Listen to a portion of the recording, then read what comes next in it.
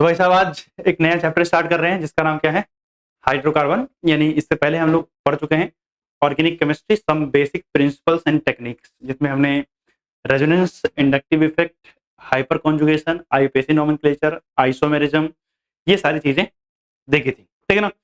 अगर मैं इस चैप्टर की बात करूं तो ये चैप्टर का वेटेज जो है टोटल 10 मार्क्स का, या आप बोल सकते हो 11 मार्क्स का होता है, क्योंकि कुछ क्वेश्चंस इसके पिछले वाले चैप्टर के साथ क्या कर जाते हैं, रिलेट कर जाते हैं। तो 10 to 11 मार्क्स का ये चैप्टर आपको मिलेगा। तो इसका मतलब इस पूरे आपके क्लास 11 के सिलेबस के अंदर one of the most important chapter है। इससे पिछला चैप्टर जो आप पढ़ रहे थे वो और ये दोनों मिला करके टोटल 21 नंबर का पेपर आता है। ठीक, तो इसका मतलब ये दोनों चैप्टर तो आप बिल्कुल भी स्किप नहीं मार सकते हो। ठीक, तो इस चैप्टर को स्टार्ट करते हैं। और इस चैप्टर में बेसिकली अगर हम बात करें तो आज की क्लास में हमारा ज्यादातर फोकस रहेगा एक टॉपिक है जिसका नाम है एल्केन्स। क्या नाम है? एल्केन्स। नाम आपने पहले भी सुना होगा क्लास 10th में। तो शुरू करते हैं। जैसा कि चैप्टर का नाम आपके क्या है, हाइड्रोकार्बन। क्या नाम है? हाइड्रोकार्बन। तो सबसे पहली बात आती है कि सर ये हाइड्रोकार्बन शब्द का क्या मतलब होता है। हाइड्रोकार्बन शब्द का मतलब क्या होता है? अगर आप बात करोगे शब्द किसके, हाइड्रोकार्बन की, तो हाइड्रोकार्बन में दो शब्द मिलते हैं, हाइड्रो एंड कार्बन। यानी सिंपल शब्द में बोल सकता हूं compounds of hydrogen and carbon. क्या होता है? Compounds of hydrogen, compounds of hydrogen and carbon. यानी हाइड्रोजन और कार्बन के कंपाउंड को हम कलेक्टिवली क्या बोलते हैं, हाइड्रोकार्बन के नाम से जानते हैं। किस नाम से जानते हैं? हाइड्रोकार्बन के नाम से जानते हैं। ठीक, तो जैसे अगर मैं एग्जांपल के लिए ले लूं, मेरे पास है CH4, इसको हम क्या बोलते हैं बच्चे? मीथेन बोलते हैं। क्या बोलते हैं इसको हम? मीथेन बोलते हैं। इसमें क्या है? कार्बन और हाइड्रोजन है। क्या है? कार्बन और हाइड्रोजन।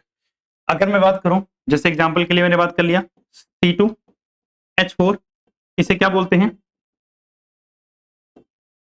इथीन। क्या बोलते हैं इसको हम? इथीन बोलते हैं। और इसमें भी क्या है? कार्बन है और क्या है? हाइड्रोजन। आपने ये शक्ल तो देख ही ली होगी क्लास 10th में, और 10th में नहीं देखी तो पिछले चैप्टर में तो देखी है। ये शक्ल किसकी है? बेंजीन की। किसकी है? बेंजीन की। और ये भी क्या है? एक हाइड्रोकार्बन है। तो कहने का मतलब कार्बन और हाइड्रोजन कंटेनिंग जितने भी कंपाउंड्स होते हैं उन सबको हम कलेक्टिवली क्या बोलते हैं? हाइड्रोकार्बन बोलते हैं। क्या बोलते हैं? हाइड्रोकार्बन बोलते हैं। जब मैं बात करता हूं बच्चे हाइड्रोकार्बन की, तो हाइड्रोकार्बन को हम क्लासिफाई करते हैं कुछ ग्रुप्स के अंदर। तो सबसे पहले अगर हम बात करें तो हाइड्रोकार्बन को हमने मेनली 3 ग्रुप के अंदर डिवाइड किया है। कितने ग्रुप के अंदर? 3 ग्रुप के अंदर डिवाइड किया है, जिसमें से सबसे पहला जो आता है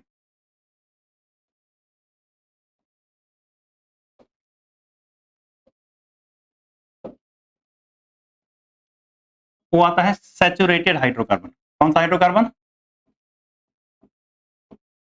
सैचुरेटेड हाइड्रोकार्बन। Saturated hydrocarbon. जो दूसरा आता है उसे बोलते हैं unsaturated hydrocarbon. Unsaturated hydrocarbon.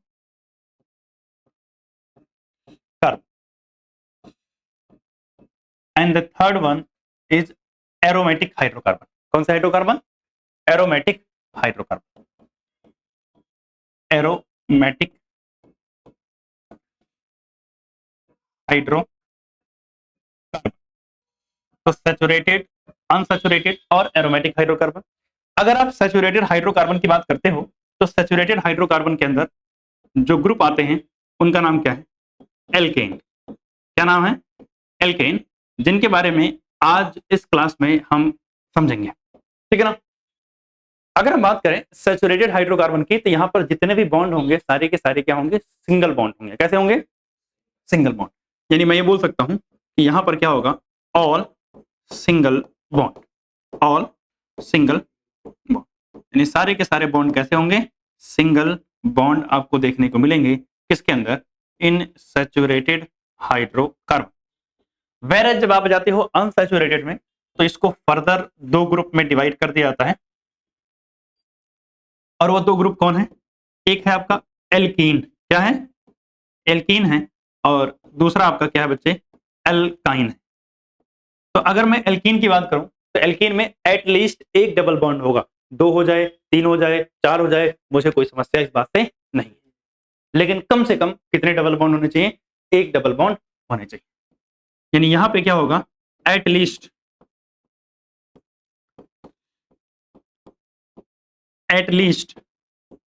One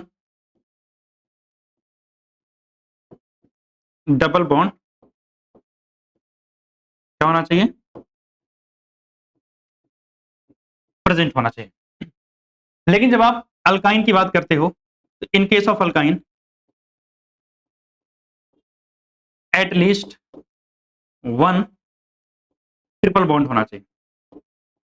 at least one triple bond present होना चाहिए। अब वो ट्रिपल बॉन्ड एक हो, दो हो, तीन हो, चार हो, कोई समस्या नहीं है, लेकिन एटलीस्ट तो क्या होना चाहिए? एक होना चाहिए ट्रिपल बॉन्ड प्रेजेंट। अगर हम बात करें एरोमेटिक हाइड्रोकार्बन की, तो एरोमेटिक हाइड्रोकार्बन के लिए कुछ कंडीशंस होती हैं। क्या होती हैं? कुछ कंडीशंस। तो मतलब ऐसे हाइड्रोकार्बन जो क्या करते हो? सटिस्फाई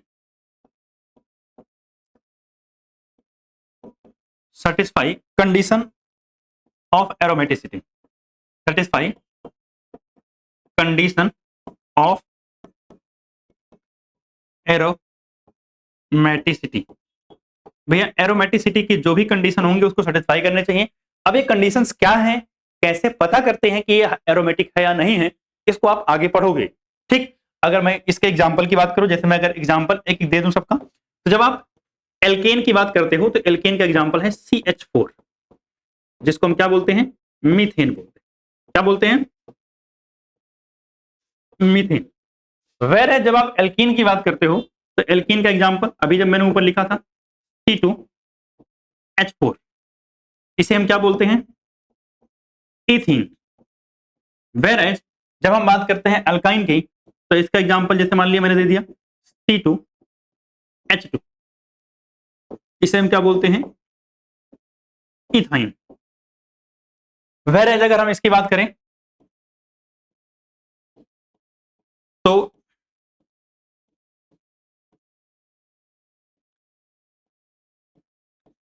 इसको हम क्या बोलते हैं भाई साहब? बेंजीन। क्या बोलते हैं इसको हम? बेंजीन, जो कि एक एरोमेटिक हाइड्रोकार्बन। क्लियर है? तो इस तरीके से हमने समझा कि हाइड्रोकार्बन क्या होते हैं और हाइड्रोकार्बन को क्लासिफाई किस तरीके से किया गया है सैचुरेटेड, अनसैचुरेटेड और एरोमेटिक हाइड्रोकार्बन के अंदर। तो अगर इतनी बात आप लोग समझ गए हो तो अब आगे चलते हैं अगले टॉपिक पे, जिसका नाम क्या है? मतलब यूज ऑफ हाइड्रोकार्बन।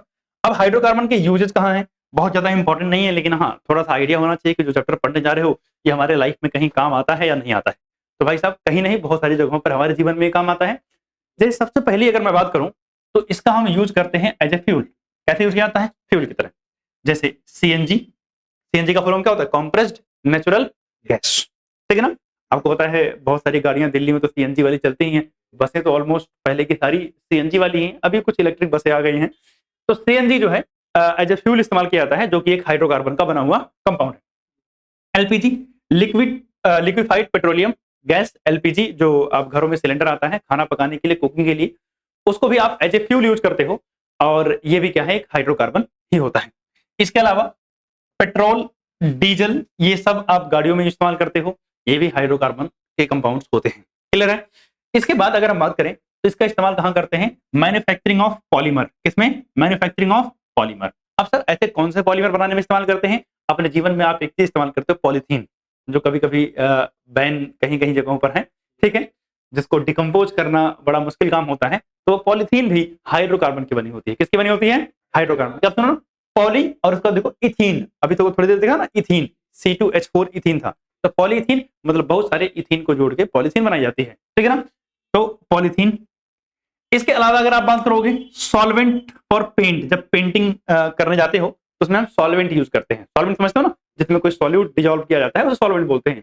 तो कई सारे पेंट वगैरह के अंदर एज ए सॉल्वेंट किसका इस्तेमाल करते हैं? हाइड्रोकार्बन का यूज करते हैं। इसके अलावा हम अपने जीवन में मेडिसिन, ड्रग्स के बारे में जानते हैं, तो ड्रग्स वगैरह, डाइज वगैरह, इन सबको बनाने में भी इस्तेमाल किया जाता है हाइड्रोकार्बन का। क्लियर? तो मतलब हाइड्रोकार्बन कहाँ यूज होते हैं, ये बात हमको समझ आ गई है।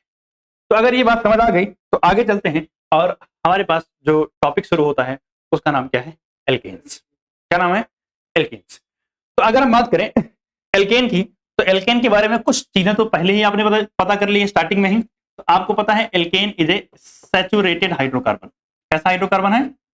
Saturated hydrocarbon. क्या ये बात सही है? बिल्कुल, ये एक सैचुरेटेड हाइड्रोकार्बन है। अगर आप इसके जनरल फॉर्मूला की बात करोगे, किसकी बात करोगे?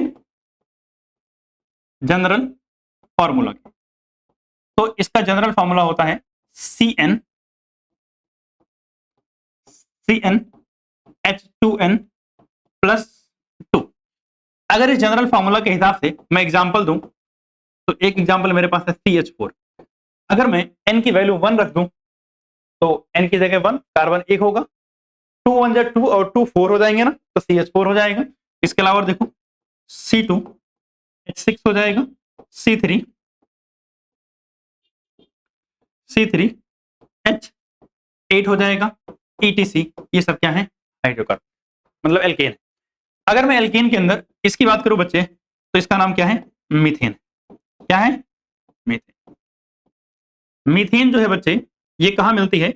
Present in marshy area. Present in marshy area. Marshy area समझते हो? दलदली जगह। कौन सी जगह है? दलदली जगह है। ऐसी जगह जहां पर मतलब दलदली होती है, जहां पर अगर आप खड़े हो जाओगे या वहां पर, हाँ, नीचे तुरंत चले जाओगे, ऐसी जगहों पर आपको कौन देखने को मिलता है? मीथेन वगैरह मिलती है। ठीक है ना? इसके अलावा मार्सी एरिया के अलावा ये कहां देखने को मिलेगी? जहां पर कोल एंड जो माइंस होते हैं ना, जहां कोल्स वगैरह निकाले जाते हैं, माइनिंग की जाती है, वहां पर आपको देखने को मिलेगी। मीथेन एक बायोगैस होती है, जिसका कुकिंग वगैरह के अंदर और लाइटिंग वगैरह के अंदर भी इसका इस्तेमाल किया जाता है। इसके अलावा आपको अगर बात करें, तो आपको पता है एल्केन है, तो इसमें एटलीस्ट, मतलब सॉरी, ऑल सिंगल बॉन्ड होंगे। ऑल सिंगल बॉन्ड, ये सारे के सारे बॉन्ड कैसे होंगे? सिंगल बॉन्ड होंगे। इनको हम एक और नाम से जानते हैं, ऑल्सो नोन एज पैराफिन्स। किस नाम से जानते हैं इसको? पैराफिन के नाम से जानते हैं। कौन सा नाम? पैराफिन्स। पैराफिन्स का मतलब क्या होता है? पैराफिन्स का मतलब होता है लो रिएक्टिविटी। क्या मतलब होता है? लो रिएक्टिविटी। मतलब जनरली ये रिएक्शन नहीं करते हैं, जनरली ये रिएक्शन नहीं करते हैं, इसलिए इसको हम क्या बोलते हैं? पैराफिन्स बोलते हैं। क्या बोलते हैं? पैराफिन्स। मतलब कई जगहों पर लिखा होता है लिटिल एफिनिटी। क्या लिखा होता है? Little affinity. लिटिल एफिनिटी का मतलब कम रिएक्शन करेंगे या ज्यादा रिएक्शन ये शो नहीं करेंगे, या मैं सिंपल शब्द में बोलूं, भैया ये रिएक्शन बहुत कम शो करते हैं, इसलिए लो रिएक्टिविटी होती है। इसी वजह से इनका नाम क्या होता है? पैराफिन्स होता है। क्या होता है? पैराफिन्स होता है। तो आई होप यहां तक आप लोगों को कोई समस्या नहीं है। एल्केन क्या होता है? एल्केन के अंदर जो है पैराफिन्स क्यों बोलते हैं? इसकी लो रिएक्टिविटी होती है, या फिर अगर मैं इसे स्लैश करके लिख दूं, लो एफिनिटी। क्या? लो एफिनिटी। इस वजह से भी हम इसको क्या बोलते हैं? पैराफिन बोलते हैं। ठीक है ना? तो अब रही बात कि एल्केन्स के बेसिक चीजें हमें पता चल गई कि सर एल्केन जो होता है वो सैचुरेटेड होता है, जनरल फॉर्मूला उसका क्या होता है, उसको और किस नाम से जानते हैं, और इसका सारे बॉन्ड क्या होते हैं? सिंगल होते हैं। ठीक। इसके बाद अगर हम आगे चलते हैं, तो हमें समझना है स्ट्रक्चर ऑफ एल्केन्स। क्या समझना है? Structure of alkene. तो जब हम स्ट्रक्चर ऑफ एल्केन की बात कर रहे हैं, तो हम बेसिकली समझने आ रहे हैं किसके? CH4 के स्ट्रक्चर। उसी की हेल्प से हम सारी बातें समझ लेंगे। अब सुना मेरी बात ध्यान से। अगर मेरे पास मान लिया CH4 है, कार्बन, इसके सारे बॉन्ड कैसे होते हैं? सिंगल होते हैं ना? तो सारे सिंगल बॉन्ड है, और CH4 कुछ इस तरीके से दिखेगा। अब मेरा कुछ क्वेश्चन है यहां पे कि मुझे बस इतना बता दो कि जो CH4 है, इसमें इस कार्बन की हाइब्रिडाइजेशन क्या है? इस कार्बन की हाइब्रिडाइजेशन, हाइब्रिडाइजेशन सारे सिग्मा बॉन्ड बना रहे हैं ना? जब कहीं सारे सिग्मा बॉन्ड हो, तो उसे हम क्या बोलते हैं? sp3 hybridisation. और अगर sp3 हाइब्रिडाइजेशन हो तो अगर आप ज्योमेट्री की बात करोगे, किसकी बात करोगे? ज्योमेट्री, या आप बात करो किसकी? शेप की, तो क्या होगा भाई साहब? टेट्राहेड्रल। टेट्राहेड्रल कौन सा होगा? टेट्राहेड्रल। अब सुना ध्यान से, ये होता है बच्चे इसका बॉन्ड एंगल, और बॉन्ड एंगल कितना होता है इसका? 109.5 डिग्री। कहां पढ़ा था ये सब हमने? वेस्पर थ्योरी में। और अगर आपको याद हो केमिकल बॉन्डिंग, ठीक है ना?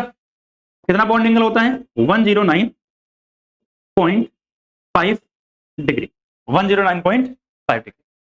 अब सुना मेरी बात ध्यान से, यहां पे कार्बन कार्बन की, वैसे तो यहां कार्बन नहीं है, कार्बन कार्बन बॉन्ड लेंथ, यहां एक ही कार्बन है ना बस, तो यहां कितने कार्बन है? सिर्फ एक कार्बन है, तो सिर्फ एक कार्बन है, इसलिए यहां तो हम कार्बन कार्बन बॉन्ड लेंथ की नहीं बात करेंगे, लेकिन हाँ लिख दे रहा हूं, ध्यान रखना, carbon carbon bond length 154 picometre होती है।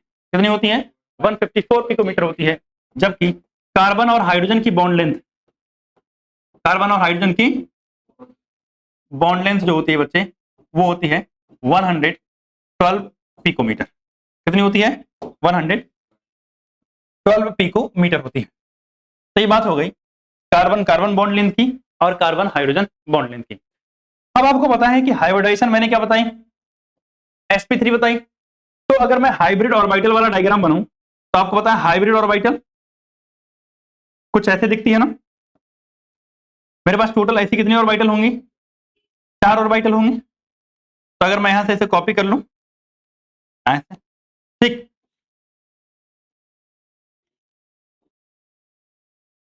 तो भैया ये एक ऑर्बिटल, मतलब 2 हो गई ना।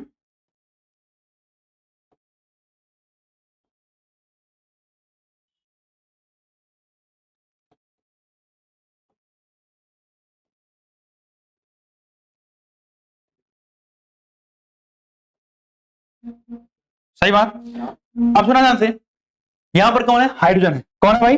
हाइड्रोजन। तो हाइड्रोजन स्फेरिकल शेप में गोला गोला दिखेगा। तब यह हाइड्रोजन क्या करेगा?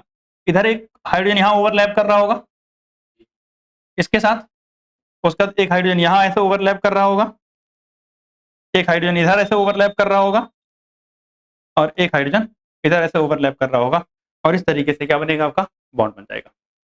क्लियर है बात? और आपको पता है ओवरलैपिंग रीजन, ये बीच वाला ओवरलैपिंग रीजन।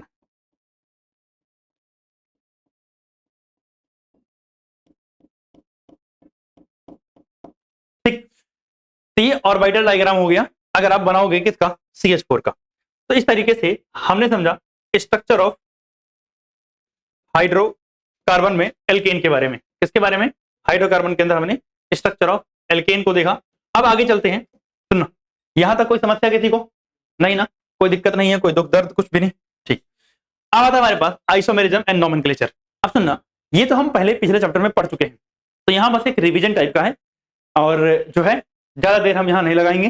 तो सबसे पहले अगर मैं बात करूं नेमिंग की, सबसे पहले किसकी बात करते हैं हम? नेमिंग की। आइसोमेरिज्म की फिर बात कर लेंगे हम। तो अगर हम नेमिंग की बात करें तो नेमिंग एज यूजुअल होती है, यहां कुछ अलग नहीं है, यहां कुछ अलग नहीं। IUPAC naming. अगर आप IUPAC नेमिंग की बात करोगे तो सर जैसे नॉर्मली नेमिंग होती थी वैसे ही नेमिंग होगी। जैसे एग्जांपल के लिए अगर मैं नेमिंग की बात करूं तो लेट से मेरे पास है CH3 CH, और यहाँ क्या है? CH3, और यहाँ क्या है? CH3। आपको पता है ये एक एल्केन है। क्या है? एक एल्केन है। अगर मुझे इसका नाम लिखना हो तो कैसे लिखेंगे? मेन कार्बन में 1 2 3 कार्बन है मेन चेन के अंदर, और 3 कार्बन के लिए क्या बोलते हैं? प्रोप। और आपको दूसरे नंबर पे क्या है? ब्रांच है। तो क्या लिखेंगे? 2 methyl propane, 2 methyl propane, 2 methyl propane. इसका IUPAC नेम हो जाएगा नॉर्मल। ठीक। इसके अलावा अगर मैं एक और एग्जांपल दे दूं, लो,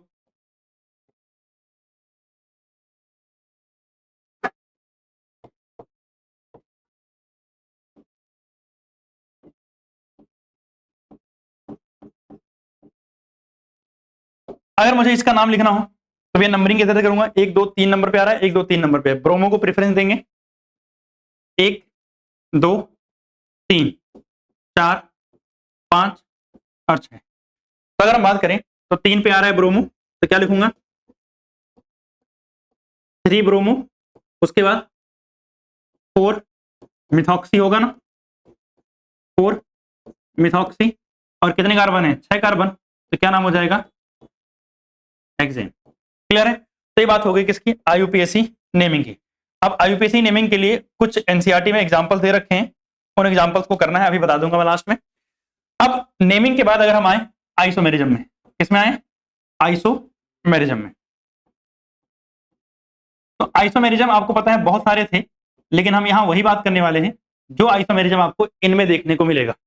तो इनके अंदर दो तरीके का आइसोमेरिज्म देखने को मिलेगा। एक होगा चेन आइसोमेरिज्म। कौन सा isomerism chain isomerism, chain isomerism देखने को मिलेगा। और दूसरा इनके अंदर जो देखने को मिलेगा वो है पोजीशन आइसोमेरिज्म। कौन सा पोजीशन आइसोमेरिज्म। तो मतलब यहां दो आइसोमेरिज्म आपको दिखेंगे, एक चेन मिलेगा और एक पोजीशन मिलेगा। चेन में क्या होता है सर, चेन की लेंथ में, यानी प्रिंसिपल चेन मेन चेन जो होगी ना उसके लेंथ में फर्क होगा। और पोजीशन आइसोमेरिज्म में क्या फर्क होगा, पोजीशन का फर्क। एक और आइसोमेरिज्म यहां देखने को मिलता है जिसे हम बोलते हैं कन्फॉर्मर या कन्फॉर्मेशन बोलते हैं। क्या बोलते हैं कन्फॉर्मेशन। लेकिन कन्फॉर्मेशन की हम बात बिल्कुल इस टॉपिक के लास्ट में करेंगे, ठीक है ना। अभी हम मेनली फोकस कहां करने वाले हैं, चेन और पोजीशन पे। तो अगर मैं चेन और पोजीशन आइसोमेरिज्म का एग्जांपल दूं तो देखना ध्यान से, अगले पेज पे लिख चलो। जैसे मेरे पास लेट से C6H14 है। क्या है C6H14 है। अब ये क्या है एक एल्केन है। मुझे इसके सारे मतलब आइसोमर बनाने हैं जो भी पॉसिबल है। तो जब भी कभी आइसोमर बनाने की बात आए तो मैंने पहले भी बताया है कि कैसे बनाते हैं हम आइसोमर। तो सबसे पहले हम कार्बन कार्बन की मेन स्टेट चेन ले लेंगे। कितने कार्बन थे 6 कार्बन ना, 3 4 और एक 5 6 हो गया, ठीक है ना। तो मेन, अच्छा अगर मैं वैसा वाला बना दूं कोई समस्या तो नहीं है, ऐसे 2 3 4 5 6, ठीक है ना, हाइड्रोजन बनाने की टेंशन खत्म हो जाएगी ना। तो पहले तो 6 कार्बन की सीधी स्ट्रेट चेन बना सकता हूं, और मैं यहां लिख रहा हूं कि यहां कितने कार्बन है 6 कार्बन। सही बात है, कितने कार्बन है 6 कार्बन। फिर मैंने क्या बताया था कि सर 6 कार्बन की चेन के बजाय कितने कार्बन की मेन चेन ले लो, 5 कार्बन की ले लो, यानी एक कार्बन कम कर देना है। तो एक कार्बन जैसे ही कम करूंगा, तो ये फर्स्ट था मेरा, अगर मैं सेकंड पे जाऊंगा तो सर एक कार्बन कम करूंगा तो क्या हो जाएगा,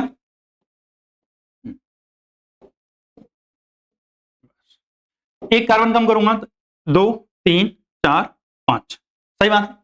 अब मेरे पास एक कार्बन बचा हुआ है, एक कार्बन को मैं कहां लगा सकता हूं, इसकी मेरे पास पॉसिबिलिटी क्या क्या है। तो पहले मैं इसको कॉपी कर लेता हूं, जरूरत पड़ेगी। सुनना, किनारे पे तो कभी लगाना ही नहीं होता है। एक पॉसिबिलिटी है सर ये वाली, और एक ये वाली, दोनों सेम है, और एक बीच वाली अलग है। तो इसका मतलब इन दोनों में से कहीं एक जगह पे लगा सकता हूं। तो मैंने क्या किया, मैंने यहां लगा दिया। अगले में क्या कर सकता हूं, सर यहां लगा सकता हूं, कर सकता हूं ना। तो मेरे पास ये बन गए 3 आइसोमर। अब सर जब आपने 5 कार्बन के आइसोमर बना लिए, ये भी 5 कार्बन का था और ये भी 5 कार्बन का, तो अब आ जाते हैं 4 कार्बन पे।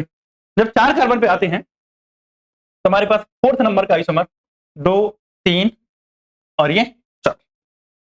तो सर जब 4 कार्बन पे आते हैं तो 4 कार्बन पे मेरे पास पॉसिबिलिटी क्या क्या है, पहले तो इसको कॉपी कर लेते हैं। बचे कितने कार्बन बताओ जल्दी से, 2 कार्बन बचे हैं ना। तो जब मेरे पास अब 2 कार्बन बचे हैं तो सर पहली पॉसिबिलिटी है कि सर एक कार्बन इस पे लगा दो और एक कार्बन इस पे लगा दो। अगली पॉसिबिलिटी ये है कि सर ये दोनों कार्बन कहां लगा दो,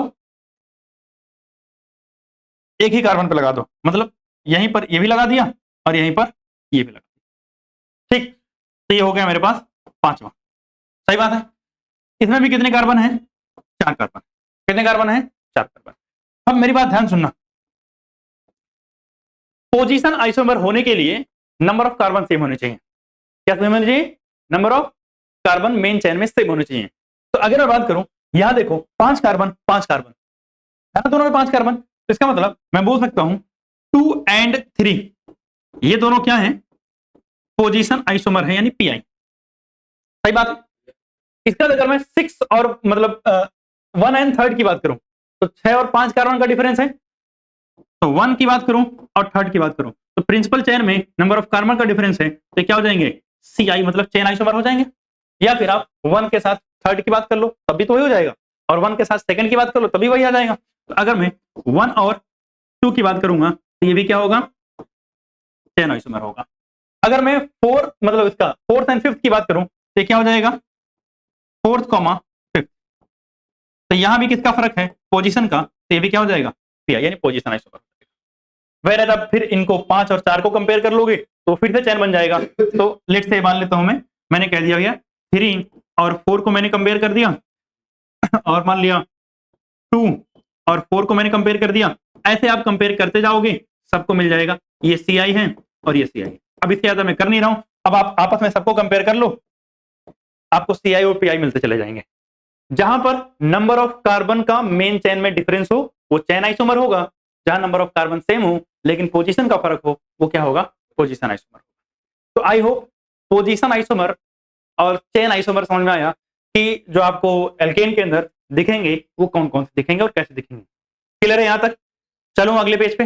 ठीक, अब इसके बाद हमारे पास आता है प्रिपरेशन ऑफ एल्केन्स, यानी एल्केन्स को कैसे बनाया जाए, प्रिपेयर कैसे किया जाए एल्केन को। तो एल्केन को प्रिपेयर करने के लिए हमारे पास जो सबसे पहला मेथड आता है वो क्या है, फ्रॉम अनसैचुरेटेड हाइड्रोकार्बन। अरे अनसैचुरेटेड हाइड्रोकार्बन क्या होते हैं सर, एल्केन्स और एल्काइंस, सॉरी एल्केन कर रहा हूं, एल्कीन और एल्काइन। कौन कौन, एल्कीन और एल्काइन। तो अगर मैं बात करूं एल्कीन और एल्काइन की, इसे प्रिपरेशन करनी है तो याद रखना हम रीएजेंट कौन सा यूज करते हैं, ये। इसके लिए जो रीएजेंट यूज होता है बच्चे उसका नाम है प्लेटिनम हो एरो के ऊपर, पैलेडियम हो एरो के ऊपर, या फिर आपको क्या दिखा, निकल दिखे। क्या दिखे, निकल दिखे। इसके साथ में आपको क्या दिया रहेगा, H2 यानी हाइड्रोजन दिया रहेगा। क्या दिया रहेगा, हाइड्रोजन। तो बस समझ जाना कि क्या होने वाली है, यही रिएक्शन होगी। इसे हम क्या बोलते हैं, हाइड्रोजनेशन बोलते हैं। क्या बोलते हैं, हाइड्रोजनेशन। तो मैं लिख रहा हूं इस रिएक्शन का एक दूसरा नाम भी क्या होता है, ऑल्सो नोन एज हाइड्रोजनेशन। क्या बोलते हैं, हाइड्रोजनेशन। हाइड्रोजनेशन का मतलब क्या होता है, हाइड्रोजन ऐड करना, हाइड्रोजन ऐड करना, हाइड्रोजन जोड़ना। अब मेरी बात ध्यान सुनना, जैसे फॉर एग्जांपल मुझे दे दिया CH2 double bond CH2, CH2 double bond CH2 और यहां H2 है और एरो पे आपको क्या दिखा है, प्लेटिनम, पैलेडियम या फिर आपको निकल। प्लेटिनम, पैलेडियम और निकल आपको दिख गया।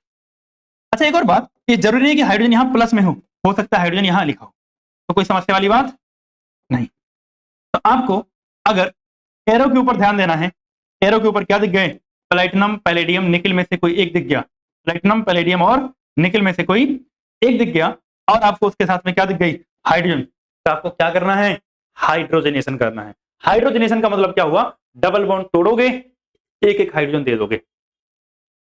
कितने बॉन्ड है, दो ना, सिर्फ एक बॉन्ड मुझे छोड़ना है, बाकी तोड़ देना है। सर 2 बॉन्ड थे, एक तोड़ दूंगा, एक बचेगा, तो एक बचेगा तो एक हाइड्रोजन इसको दूंगा, एक हाइड्रोजन इसको दूंगा। क्या करूंगा, एक हाइड्रोजन इसको दूंगा और एक हाइड्रोजन दूसरे वाले को दूंगा, और क्या बन जाएगा, ये बन जाएगा CH3, ये बन जाएगा CH3। तो क्या बनेगा सर, CH3 CH3। अब बताओ ये क्या है, एल्केन है ना, ये क्या थी, इथीन। ये क्या थी, इथीन। और ये क्या है, इथेन। ये क्या है, इथेन। तो मतलब अगर मैंने प्लेटिनम, पैलेडियम या निकल में से कोई यूज किया और साथ में मैंने क्या यूज किया, हाइड्रोजन, तो क्या होगा, हाइड्रोजनेशन की रिएक्शन होगी और इसमें क्या हो जाएगा बच्चे, आपको क्या बनता हुआ दिखेगा, हाइड्रोकार्बन में एल्केन बनता हुआ आपको दिख जाएगा। क्लियर है क्या? आप सुनना सर, अगर यही हो CH ट्रिपल बॉन्ड CH हो, ऐसा भी तो हो सकता है। अगर CH ट्रिपल बॉन्ड CH हुआ और एरो के ऊपर आपको फिर से क्या दिख गया, प्लेटिनम, पैलेडियम या फिर निकल, प्लेटिनम, पैलेडियम या फिर निकल आपको दिख गई, तो इस केस में आपको क्या करना है, और साथ में क्या दिखना चाहिए आपको, हाइड्रोजन। तो फिर से आपको क्या कर देना है, हाइड्रोजनेशन। आप सोचो ध्यान से, अरे सोचो ध्यान से, एल्केन में कितने बॉन्ड होते हैं, एक ही बॉन्ड होते हैं। जितने भी पाई बॉन्ड है सबको तोड़ दो। कितने पाई बॉन्ड है, 2 ना, तो 2 बॉन्ड तोड़ूंगा। एक बॉन्ड तोड़ रहा था, एक हाइड्रोजन इसको, एक हाइड्रोजन इसको दे रहा था, अरे 2 बॉन्ड तोड़ूंगा तो क्या करूंगा, दो इसको दूंगा, क्या बनेगा CH3 CH3। क्या बना इधर, इथेन। क्या बना इधर, इथेन। क्या था इधर, इथाइन। क्या था इधर, इथाइन। तो ये हुआ हमारा हाइड्रोजनेशन। कोई समस्या, किसी भी तरीके का कोई दुख नहीं ना, क्लियर है, इजी है, आसान है ना। ये था हाइड्रोजनेशन। अब सुनना ध्यान से, इसे कुछ एग्जांपल में दे रहा हूं, फटाफट इन रिएक्शन को कंप्लीट करने हैं। क्या करना है, इसको कंप्लीट करने हैं।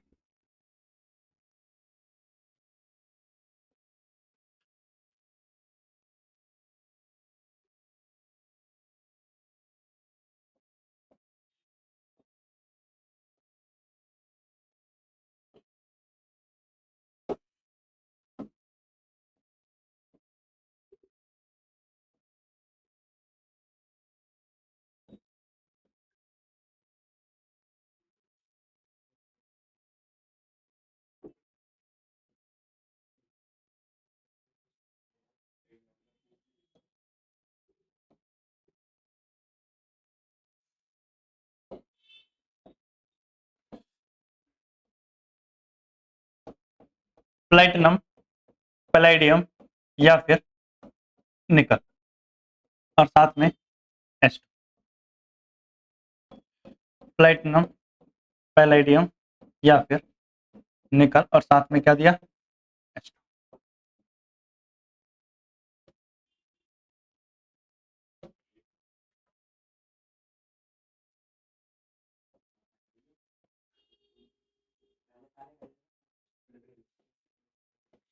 हाँ भाई, क्या करना था, अरे नालायकों, डबल बॉन्ड तोड़ के हटा देना है। ठीक, एक हाइड्रोजन इसको देखो, एक इसको। अब भैया बॉन्ड लाइन डायग्राम में तो हाइड्रोजन दिखाना होता ही नहीं है, तो हाइड्रोजन दिया नहीं दिया तो पता नहीं चलेगा। चुपचाप क्या बनाना है,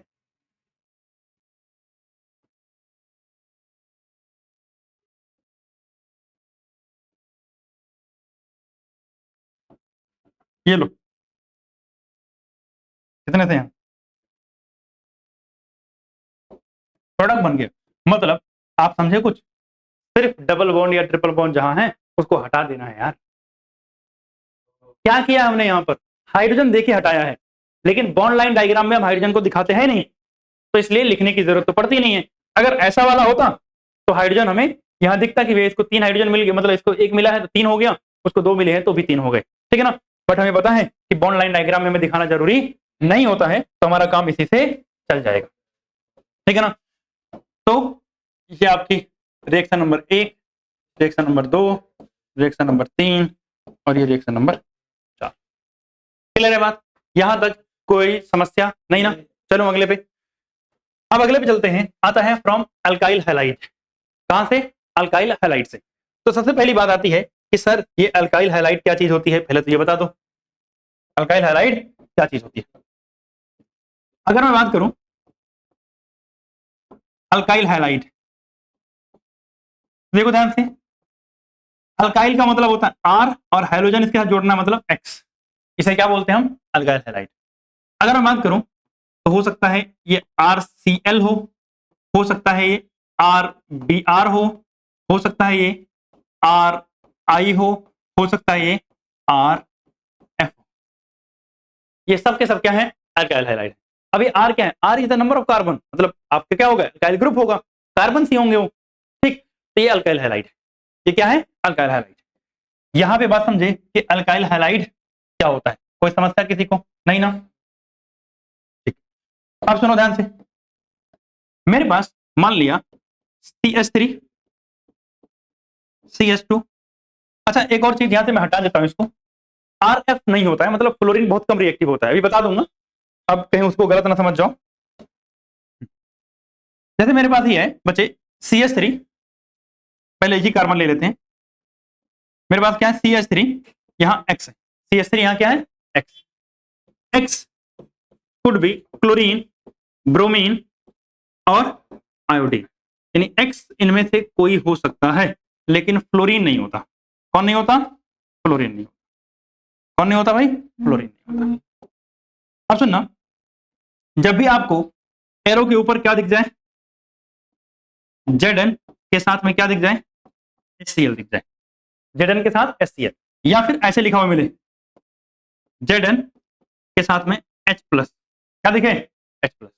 अब हाइड्रोजन हो सकता है लिखा भी हो सकता है हाइड्रोजन ना लिखा हो, कोई दिक्कत वाली बात नहीं, हो सकता है ऐसे लिखा हो, यहाँ साइड में कहीं प्लस H2 भी लिखा हो, तो कोई समस्या वाली बात नहीं है, ऐसे लिखा हो नहीं लिखा हो कोई फर्क नहीं पड़ता उससे। ठीक, जब रिएक्शन होगी ना तो रिएक्शन के समय Zn और HCl आपस में रिएक्शन करते हैं, क्या बनाते हैं, ZnCl2, और दो H2 क्या होंगे, मतलब दो H बाहर होंगे तो H2 के फॉर्म में, और वही H इस रिएक्शन के अंदर पार्टिसिपेट करते हैं, वही H क्या करते हैं, इस रिएक्शन के अंदर पार्टिसिपेट करते हैं।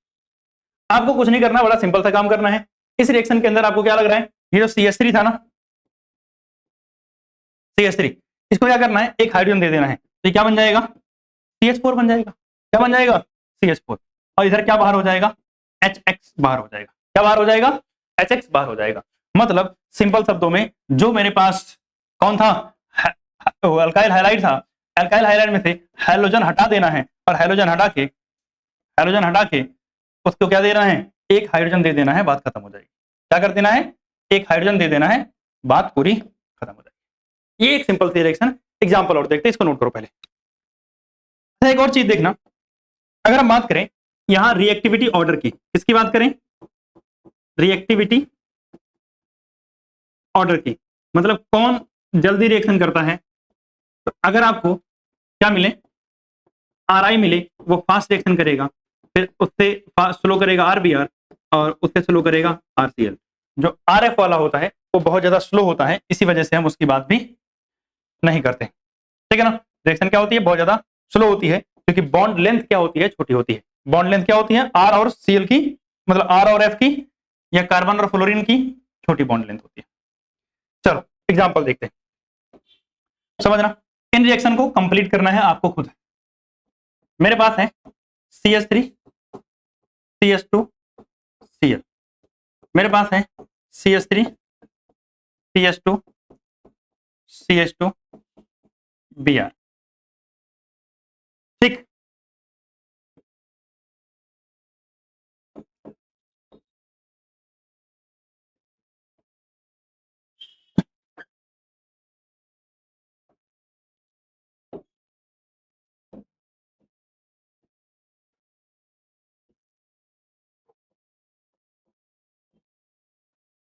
ठीक, मेरे पास ये कुछ रिएक्शन है, इनको आपको कंप्लीट करना है। भाई सबके ऊपर क्या है, वही Zn plus HCl, Zn plus HCl,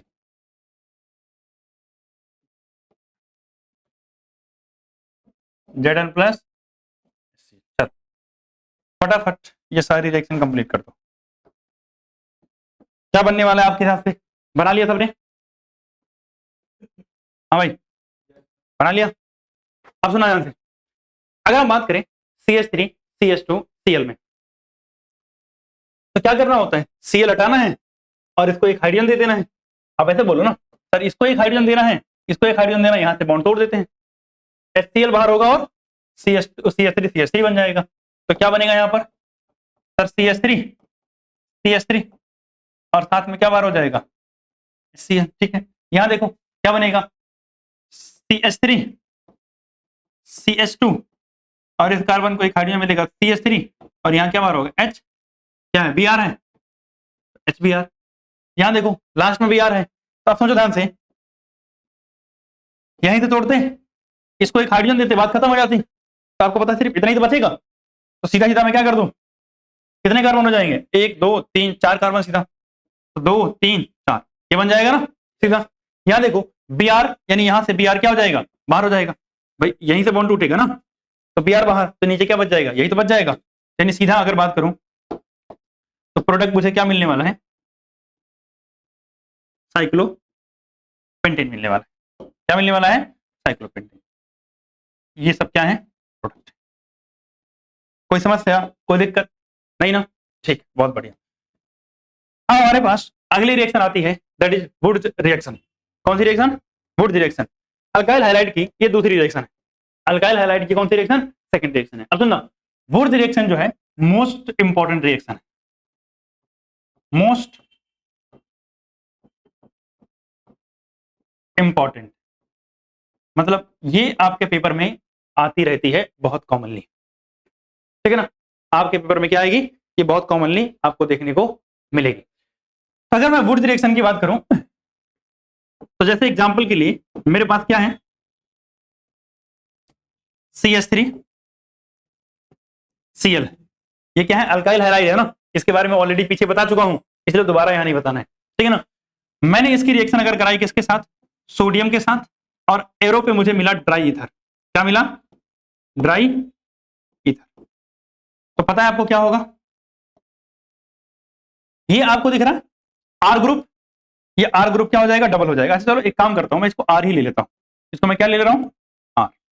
इस आर पे फोकस करना आप, आर खुद के साथ जुड़ गया आर आर, और यहां से सीएल था ना, सीएल बाहर हुआ किसके साथ, सोडियम के साथ। अगर मैं इसको 2 ले लूं, अगर आप बैलेंस करने के लिए इसको भी 2 ले लो, तो आर आर जुड़ गया, तो यहां 2 Na और यहां से 2 Cl, तो क्या बन जाएगा, 2 NaCl बन जाएगा।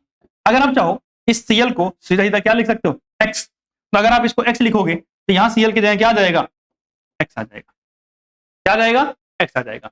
अब रही बात कि सर ये X क्या क्या हो सकता है, X क्या क्या हो सकता है, जैसे पहले पढ़ा था, X क्या हो सकता है, X क्लोरीन हो सकता है, ब्रोमीन हो सकता है, और आयोडीन हो सकता है। क्लोरीन क्या होता है, बहुत ज्यादा कम रिएक्टिव होता है। तो बात हो गई है किसकी, वुड्स रिएक्शन की। अब यहाँ पे कुछ क्वेश्चन हमें समझने हैं वुड्स रिएक्शन के, किसके, वुड्स रिएक्शन के कुछ क्वेश्चन। तो वुड्स रिएक्शन के अंदर सोडियम और ड्राई ईथर की प्रेजेंस में क्या होता है, आर आर बन जाता है। अगर मैं इसका एक और एग्जांपल लूं, अगर मैं इसका क्या लूं, एक और एग्जांपल लूं, जैसे मान लिया मेरे पास था CH3 Cl, और मैंने किससे कराया, सोडियम के साथ, और ऊपर क्या है, ड्राई ईथर है, तो क्या हो जाएगा, CH3 CH3 के साथ कंबाइन कर जाएगा, क्या बनेगा, CH3 CH3 बन जाएगा, क्या बन जाएगा, CH3 CH3, और साथ में क्या बन जाएगा, NaCl। आप बैलेंस अगर करना चाहो, आपको पता है ऑर्गेनिक केमिस्ट्री में बैलेंसिंग की जरूरत नहीं होती, और ऑर्गेनिक केमिस्ट्री में ये हमारा मेन प्रोडक्ट है, ये बाई प्रोडक्ट है, बाई प्रोडक्ट की भी उतनी ज्यादा नीड नहीं होती है। तो अगर आप बैलेंसिंग नहीं भी करोगे तब भी काम चल जाएगा, तब भी काम चल जाएगा। क्लियर है बात। तो ये जो रिएक्शन थी, कौन सी रिएक्शन है, वुड्स रिएक्शन। वुड्स रिएक्शन में क्या हो रहा है, नंबर ऑफ कार्बन डबल हो जा रहे हैं, नंबर ऑफ कार्बन क्या हो जा रहे हैं, डबल। पहले कितने कार्बन थे, एक, बाद में कितने, दो। डबल हुए कि नहीं हुए, अरे हुए ना, नंबर ऑफ कार्बन क्या हो जा रहे हैं, डबल हो जा रहे हैं। अगर मैं इसके और एग्जांपल की बात करूं, चलो इनको कंप्लीट करना।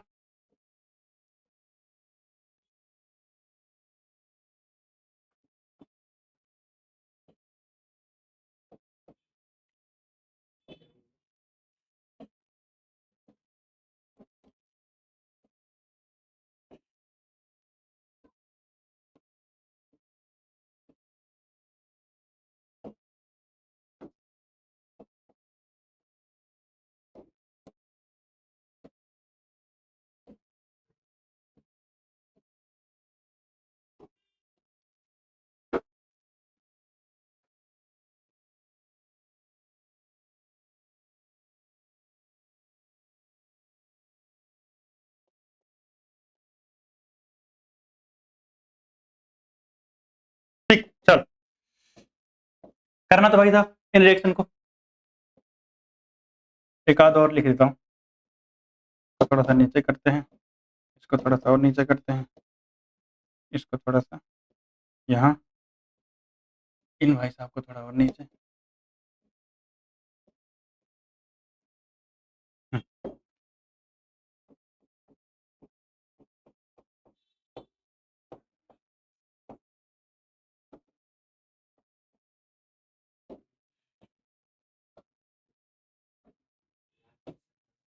चल ये मेरे पास रिएक्शन है जिनको हमें करना है, question number 1, question number 2, question number 3, question number 4, question number 5। इससे आपको क्लियर हो जाएगा वुड्स रिएक्शन। रिएक्शन में क्या है भाई, मेरे पास सोडियम है और क्या है, ड्राई ईथर। सोडियम और ड्राई ईथर पहचान है किसकी, वुड्स रिएक्शन की। आपको ये दिख जाए तो आप समझ जाना कौन सी रिएक्शन होने वाली है, वुड्स रिएक्शन होने वाली है।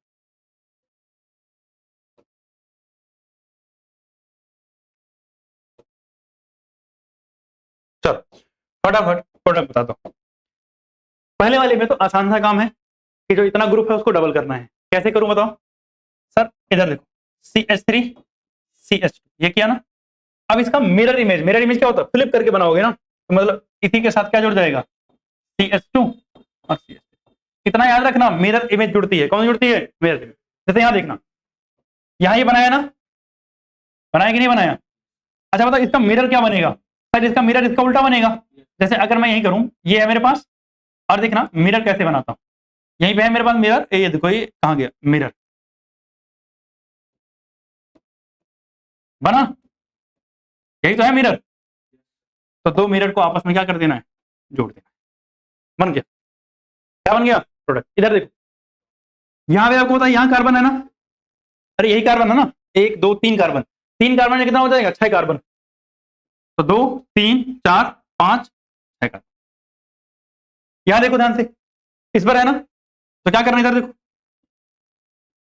सर, ये इथेलाइन, और आपको पता है इसी का उल्टा जुड़ जाएगा। अब अगर मैं इसका उल्टा बनाऊं, इसको मुझे फ्लिप करना है बस, तो भैया फ्लिप का ऑप्शन है ना, फ्लिप, ये लेफ्ट राइट ही फ्लिप, हाँ ठीक हो गया। तो ये लग गया, देखो ले जाके जोड़ दिया, प्रोडक्ट बन गया। यहां देखो ध्यान से, क्या करना है सर? ये बनाया और इसी को इसी के साथ जोड़ना है ना, तो यहां तो उल्टा सीधा कैसे भी करता हूं सब सेम ही दिखेगा, सेम ही दिखेगा ना। इनको आपस में जोड़ देना, इनको आपस में, ये सब क्या है? Would direction. क्लियर है बात? क्या कि वुड डायरेक्शन में क्या होता है भाई? सारी चीजें डबल हो जाती हैं। क्या होती हैं? सारी चीजें डबल हो जाती हैं, कोई समस्या नहीं। ठीक है, चलो अगले स्टेप पे। तो अगर हम अगले स्टेप पे चलते हैं, यानी अगली प्रिपरेशन के तरीके पे, तो अगला हमारे पास आता है फ्रॉम कार्बोक्सिलिक एसिड। कहां से बनाना है? Carboxylic acid. अब कार्बोक्सिलिक एसिड तो आप लोग जानते ही होंगे, जानते हो ना? कार्बोक्सिलिक एसिड क्या होता है? RCOO, यही तो है कार्बोक्सिलिक एसिड। सही बात है ना? तो देखना ध्यान से, यहां दो चीजें हो सकती हैं, या तो आपको कार्बोक्सिलिक एसिड मिले या कार्बोक्सिलिक एसिड का सॉल्ट मिले। क्या मिले? कार्बोक्सिलिक एसिड का सॉल्ट मिले। दोनों ही केस में रिएक्शन क्या होंगी? सेम होंगी। जैसे पहला स्टेप, मतलब जो पहला तरीका है कार्बोक्सिलिक एसिड से बनाने का, उसका नाम है डीकार्बोक्सिलेशन। क्या नाम है? डीकार्बोक्सिलेशन। एक्चुअली में यहां पर जो रीएजेंट हम यूज करते हैं, जो हम रीएजेंट यूज करते हैं, वो क्या होता है?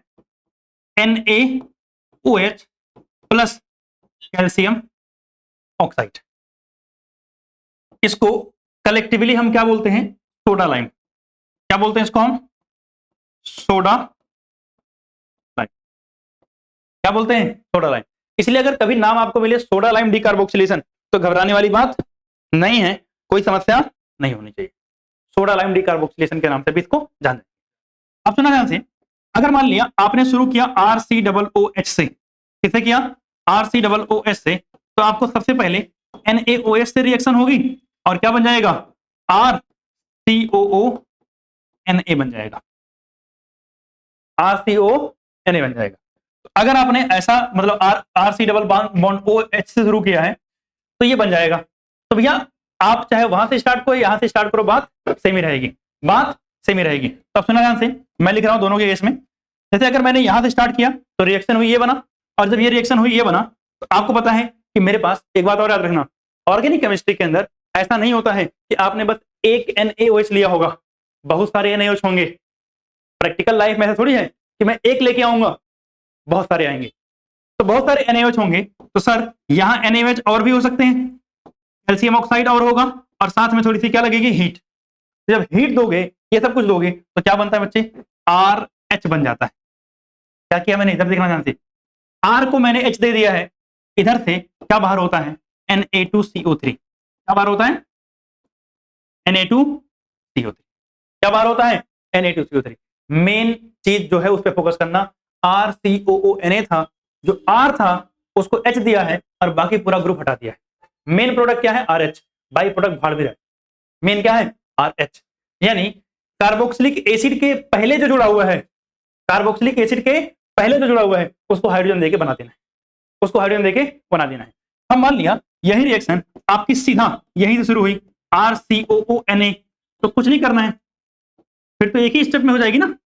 सीधा मैं लूंगा NaOH के साथ में क्या, कैल्शियम ऑक्साइड, थोड़ी सी हीट, क्या बन जाएगा, RH बन जाएगा, और प्लस क्या बन जाएगा, Na2CO3 बन जाएगा। इन दोनों में से कोई सा भी हो चलेगा, इन दोनों में से कोई सा भी हो। क्लियर है बात? तो इसको हम बोलते हैं सोडा लाइम डिकार्बोक्सिलेशन। अच्छा आप मुझे बताओ कि इस रिएक्शन के अंदर कार्बन का नंबर कम हो रहा था क्या? अरे एक कार्बन कम हो गया ना भाई, आप शुरू किए थे, लेट से मान लेते हैं इस R में एक ही कार्बन रहा हो, तो इस कार्बन को लेके 2 कार्बन थे, प्रोडक्ट में देखो एक कार्बन कम हो गया, तो इसको हम बोलते हैं स्टेप डाउन रिएक्शन। क्या बोलते हैं? Step down reaction. क्यों बोल रहे हैं step down reaction? Because 1 carbon get reduced, 1 carbon get 1 carbon 1 less carbon बोलते हैं ना,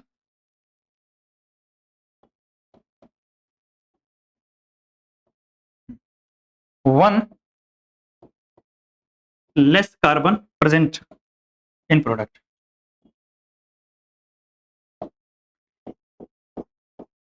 प्रेजेंट इन प्रोडक्ट यानी जो प्रोडक्ट बना है उस प्रोडक्ट के अंदर एक कार्बन क्या होता है, कम होता है, इसी वजह से इसको क्या बोलते हैं, स्टेप डाउन रिएक्शन बोलते हैं।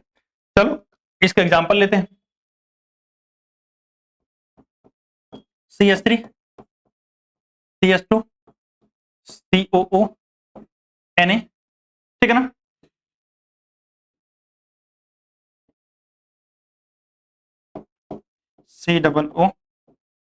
COONA,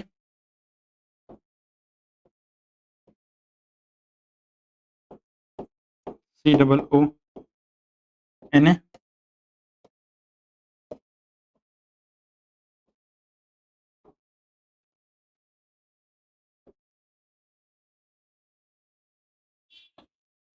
क्या लिया मैंने, NaOH प्लस कैल्शियम ऑक्साइड और साथ में हीट।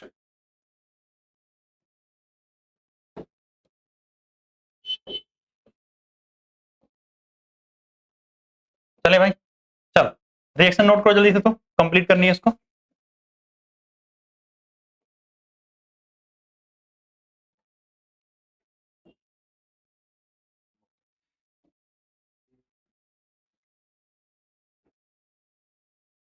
देखना ध्यान से, इसमें मैंने प्रोडक्ट बता दिया है, मैं चाह रहा हूं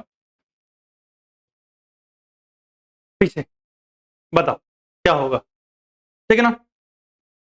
चलो इसको ऐसे ही हटा देते हैं, या ये वाला प्रोडक्ट यही रखें, दूसरा रख लेते हैं, मजा नहीं आ रहा इसमें।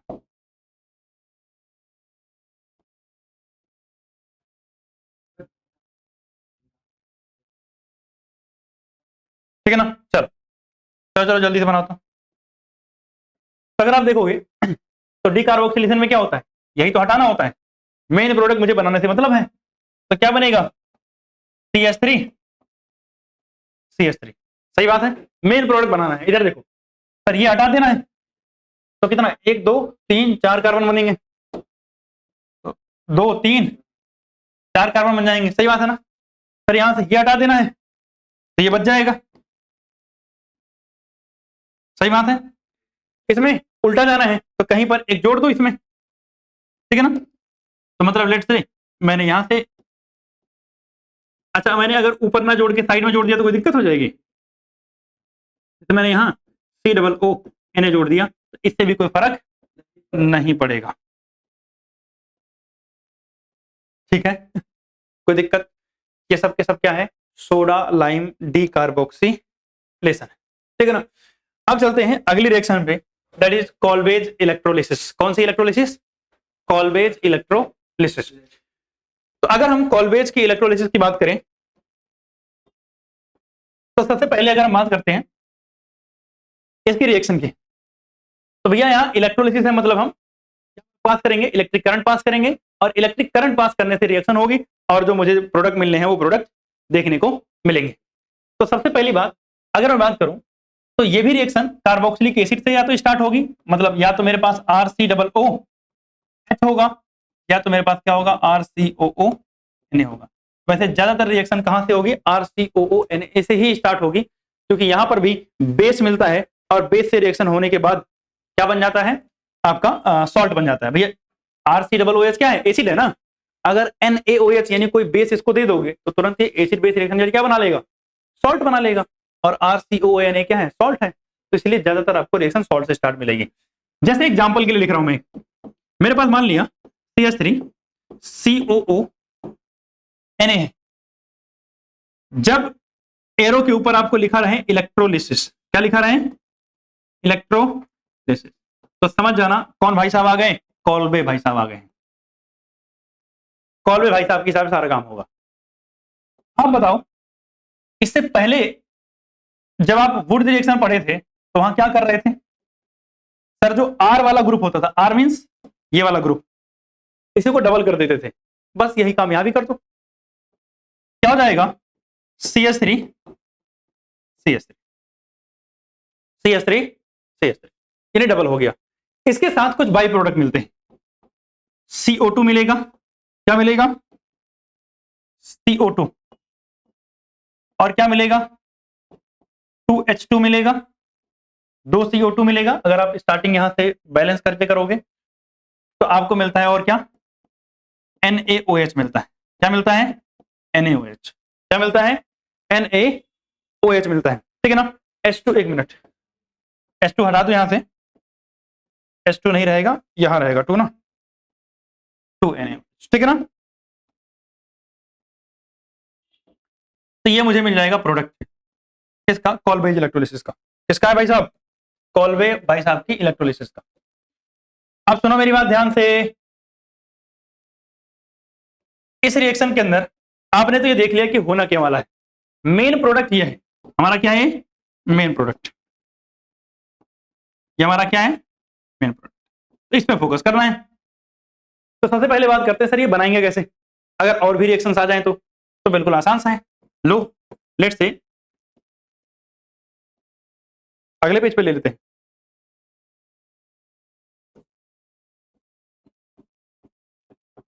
ये मेरे पास आ गया एक,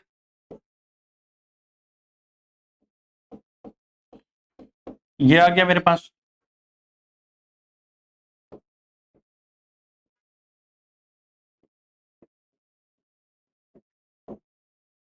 ये आ गया मेरे पास।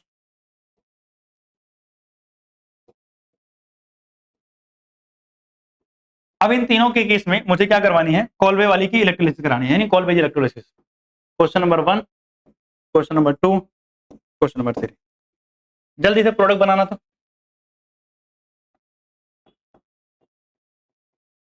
इलेक्ट्रो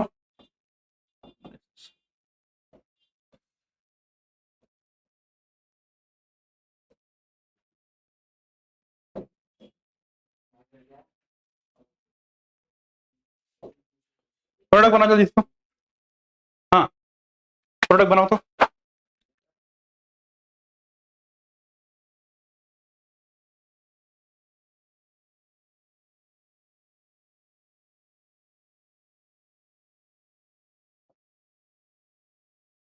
अगर प्रोडक्ट की बात करें तो मैंने बोला जैसे वुड डायरेक्शन में बना था वैसे ही बनेगा। क्या बनाया था वुड डायरेक्शन में, मैंने बोला था ये बनाओ, इसका उल्टा बनाओ, ज्वाइन कर दो, बन गया प्रोडक्ट। यहां ये बनाया, अब इसका उल्टा तो भाई वही सेम ही बनेगा, तो इसको क्या किया हमने, जोड़ दिया। अगर इसकी बात करें सर, ये सही बात है, ये क्या हो जाएंगे, प्रोडक्ट हो जाएंगे। बाई प्रोडक्ट से हमें ज्यादा कुछ मतलब होता नहीं है, हमने एक रिएक्शन में बाई प्रोडक्ट लिख लिया है, बस इतना काफी है, ठीक है ना। अब सुनना, हमें इसका मैकेनिज्म समझना है। क्या समझना है इसका मैकेनिज्म, तो आते हैं मैकेनिज्म पे। यानी जो कॉल्वेज इलेक्ट्रोलिसिस है, लिख लिया था ना पीछे से हमने, तो जो कॉल्वेज इलेक्ट्रोलिसिस है इसका हम मैकेनिज्म समझेंगे। मैकेनिज्म समझने के लिए कुछ बातें, अगर हम बात करें, मेरे पास क्या था CH3COONA था। अगर मैं इसको तोड़ूंगा तो मुझे 2 आयंस मिलेंगे, क्या मिलेंगे? 2 आयन, CH3COO माइनस और प्लस क्या मिलेगा? मतलब दूसरा मिलेगा Na+। ठीक, अब इलेक्ट्रोलिसिस है तो मतलब ये होगी पानी में, एक्वस सॉल्यूशन के अंदर, एक्वस मीडियम के अंदर होगी। तो भैया एक्वस मीडियम के अंदर जब होगी तो एक्वस मीडियम के अंदर मेरे पास पानी भी तो होगा, और जब पानी टूटता है तो उसमें क्या मिलता है? OH माइनस मिलता है, और क्या मिलता है? H प्लस मिलता है। क्या मिलता है? OH माइनस और। अगर हम बात करें तो इलेक्ट्रोलिसिस के अंदर हमारे पास 2 रॉड होती है, एक होती है बच्चे एनोड और एक होती है कैथोड। मतलब एक कंटेनर के अंदर 2 रॉड डिप होती है, एक रॉड होगी एनोड और दूसरी रॉड क्या होगी? कैथोड। कहां पढ़ाया था ये? अगर आप लोगों को याद होगा तो इसको पढ़ाया गया है कहां पर? रिडॉक्स रिएक्शन वाले चैप्टर के अंदर। कहां पर? रिडॉक्स रिएक्शन वाले चैप्टर पर, ठीक है ना?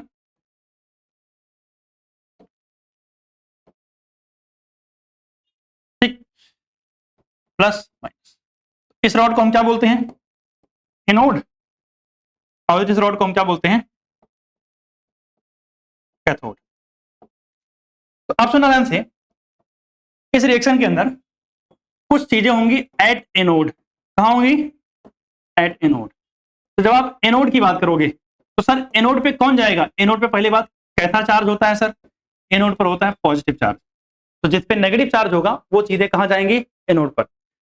तो 2 है एनोड पर जाने के लिए, एक CH3CO माइनस है और एक है OH माइनस। तो एनोड पे होता क्या है? ऑक्सीडेशन। तो जिसका ऑक्सीडेशन पोटेंशियल ज्यादा होगा वो कहां जाएगा? एनोड पर जाएगा। तो यहां पर विनर ये होता है और ये भैया लूजर होता है। तो इस बेसिस पर हमने डिसाइड किया कि एनोड पर कौन जाएगा? CH3COO माइनस जाएगा। तो अगर एनोड पर CH3COO माइनस गया है तो एनोड पर होगा क्या इसके साथ, ये देखना है। भाई मेरे पास क्या था? CH3C double bond O। Normally oxygen के पास कितने लोन पेयर होते हैं? 2। और एक माइनस चार्ज है तो इसके पास क्या होगा? एक एक्स्ट्रा लोन पेयर होगा। सही बात है ना? अब मेरी बात सुनना ध्यान से, अगर मैं इसके 2 मॉलिक्यूल ले लूं तो ये 2 इलेक्ट्रॉन अगर ये लूज करते हैं तो सर एक मॉलिक्यूल से 1 इलेक्ट्रॉन जाएगा, तो 2 से कितने जाएंगे? 2 इलेक्ट्रॉन। तो बनेगा 2 और यहां बनेगा CH3C double bond O oxygen. Sir 2 lone pair तो एज इट इज रहेंगे, लेकिन 1 इलेक्ट्रॉन चला गया है तो सिर्फ 1 डॉट बचेगा इसके पास। भाई 2 था ना, 1 से 1 गया, 2 से 2 इलेक्ट्रॉन गए, तो दोनों के पास कितना बचा होगा? एक सिंगल सिंगल डॉट बचा होगा। आप सुना ध्यान से, ये जो ऑक्सीजन है इस कार्बन जो कह रहा होता है भाई साहब मेरे पास एक खाली इलेक्ट्रॉन पड़ा हुआ है, यानी एक मौका बॉन्ड बनाने का। तो ये ऑक्सीजन इस कार्बन को बहलाता फुसलाता है और अपनी तरफ कर लेता है। तो ये कार्बन क्या कहेगा? ये कार्बन इस पड़ोसी वाले कार्बन से कहता है कि भैया तू अपना इलेक्ट्रॉन ले, मैं अपना इलेक्ट्रॉन लूं, तू निकल यहां से, मैं किसी और के साथ निकल रहा हूं। ठीक, तो होगा क्या कि यहां पर जो ये इलेक्ट्रॉन है, ये इलेक्ट्रॉन कार्बन के पास जाएंगे और ये कार्बन इसके पास एक ऑक्सीजन के पास क्या है? खाली इलेक्ट्रॉन। तो ये वाला इलेक्ट्रॉन और ये वाला इलेक्ट्रॉन दोनों मिलकर क्या बना देंगे? +2CO2। देख रहे हो? CO2 क्या बचा?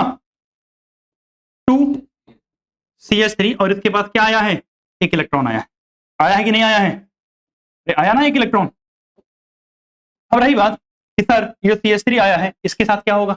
भैया CH3 क्या है? फ्री रेडिकल है।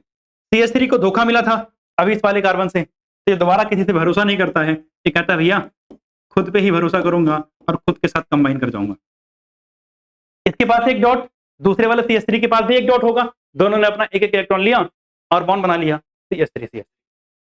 ये सब कहां हुआ? एनोड पर हुआ। ये सब कहां हुआ? एनोड पर हुआ। कहां भाई? एनोड पर हुआ। सही बात है ना?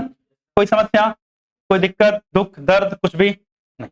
इसको थोड़ा सा छोटा कर देते हैं। करो, दर्द हो रहा है तो पिटने वाले काम मत करो, दर्द नहीं होगा।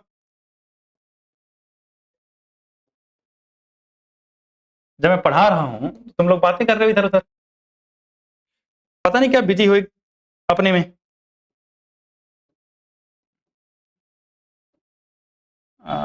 इधर इधर एडजस्ट हो जाएगा CO2।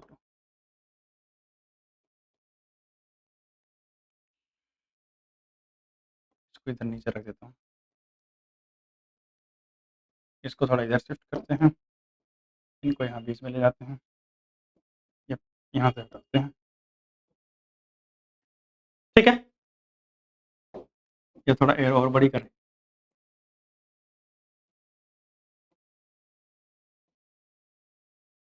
ठीक। तो ये हो गया। और यहाँ पे मेरे पास क्या बना, CH3 यानी ये सारी चीजें कहाँ हुई हैं, एनोड पर हुई हैं। अगर मैं चलता हूँ कहाँ, एट कैथोड, एट कैथोड, तो जब कैथोड की बात होती है बच्चे, तो कैथोड पे भी कौन आता है, कैथोड पे कैसा होता है, नेगेटिव चार्ज। तो अगर कैथोड पे नेगेटिव चार्ज है तो कैथोड पे कौन जाएगा, पॉजिटिव वाले जाएंगे। पॉजिटिव वाले कितने हैं, दो, एक है H+ और एक है Na+। तो दोनों में से किसको मौका मिलेगा भैया, जिसका SRP यानी स्टैंडर्ड रिडक्शन पोटेंशियल क्या होगा, ज्यादा होगा। स्टैंडर्ड रिडक्शन पोटेंशियल जिसका ज्यादा होगा वो, तो सोडियम का कम होता है, हाइड्रोजन का ज्यादा होता है, चला जाएगा। तो भैया इस पर हाइड्रोजन के साथ, तो हाइड्रोजन एक है, अगर मैं इसको 2 हाइड्रोजन ले लूं प्लस इसको 2 इलेक्ट्रॉन दूं, कौन से 2 इलेक्ट्रॉन, यही 2 इलेक्ट्रॉन जो निकले थे, ठीक। तो ये क्या बना देगा, H2 गैस बना देगा। क्या बना देगा, H2 गैस। अब आप बताओ बच क्या गया इस रिएक्शन के बाद, सर OH- बचा है, Na बचा है। तो जो Na+ है वो OH- के साथ क्या कर जाएगा, कंबाइन, और क्या बना लेगा, NaOH बना, क्या बना लेगा, Na। अब मेरे कुछ सिंपल से क्वेश्चन है, उसका जवाब दो। एनोड पर क्या रिलीज हुआ है, एनोड पर, सर एनोड पे CO2 गैस रिलीज हुई है। एट एनोड, एनोड पे क्या हुआ है, CO2 रिलीज हुआ है, CO2 रिलीज हुआ है। सही बात है क्या, एनोड पे क्या रिलीज हुआ है, CO2 रिलीज हुआ है। पहली बात तो ये। दूसरी बात सर, एनोड पर क्या बना है, सर CH3 बना है ना, क्या बना है, CH3 फॉर्म, ये बना है एनोड पे। अगर आप एट कैथोड आओगे तो कैथोड पे कौन सी गैस रिलीज हुई है, H2 रिलीज हुई है। सही बात है। और कुछ हुआ क्या, नहीं। सॉल्यूशन का पीएच घटेगा या बढ़ेगा, क्या बन रहा है, NaOH, क्या है, एक बेस। तो सॉल्यूशन का पीएच क्या हो जाएगा, बढ़ जाएगा ना, सॉल्यूशन पीएच क्या हो जाएगा, इंक्रीज कर जाएगा। ये सब बातें होंगी कहां, अगर इलेक्ट्रोलिसिस होती है तो। क्लियर है बात। तो ये बात हो गई किसकी, मैकेनिज्म की, किसके, कॉल्बेज इलेक्ट्रोलिसिस की, ठीक। कोई समस्या यहां नहीं। अब अगर हम बात करें तो हमारे पास प्रिपरेशन वाला टॉपिक क्या हो गया है, खत्म, ठीक है ना। तो 2 मिनट का ब्रेक लेते हैं, उसके बाद वापस से कंटिन्यू करेंगे, ठीक है।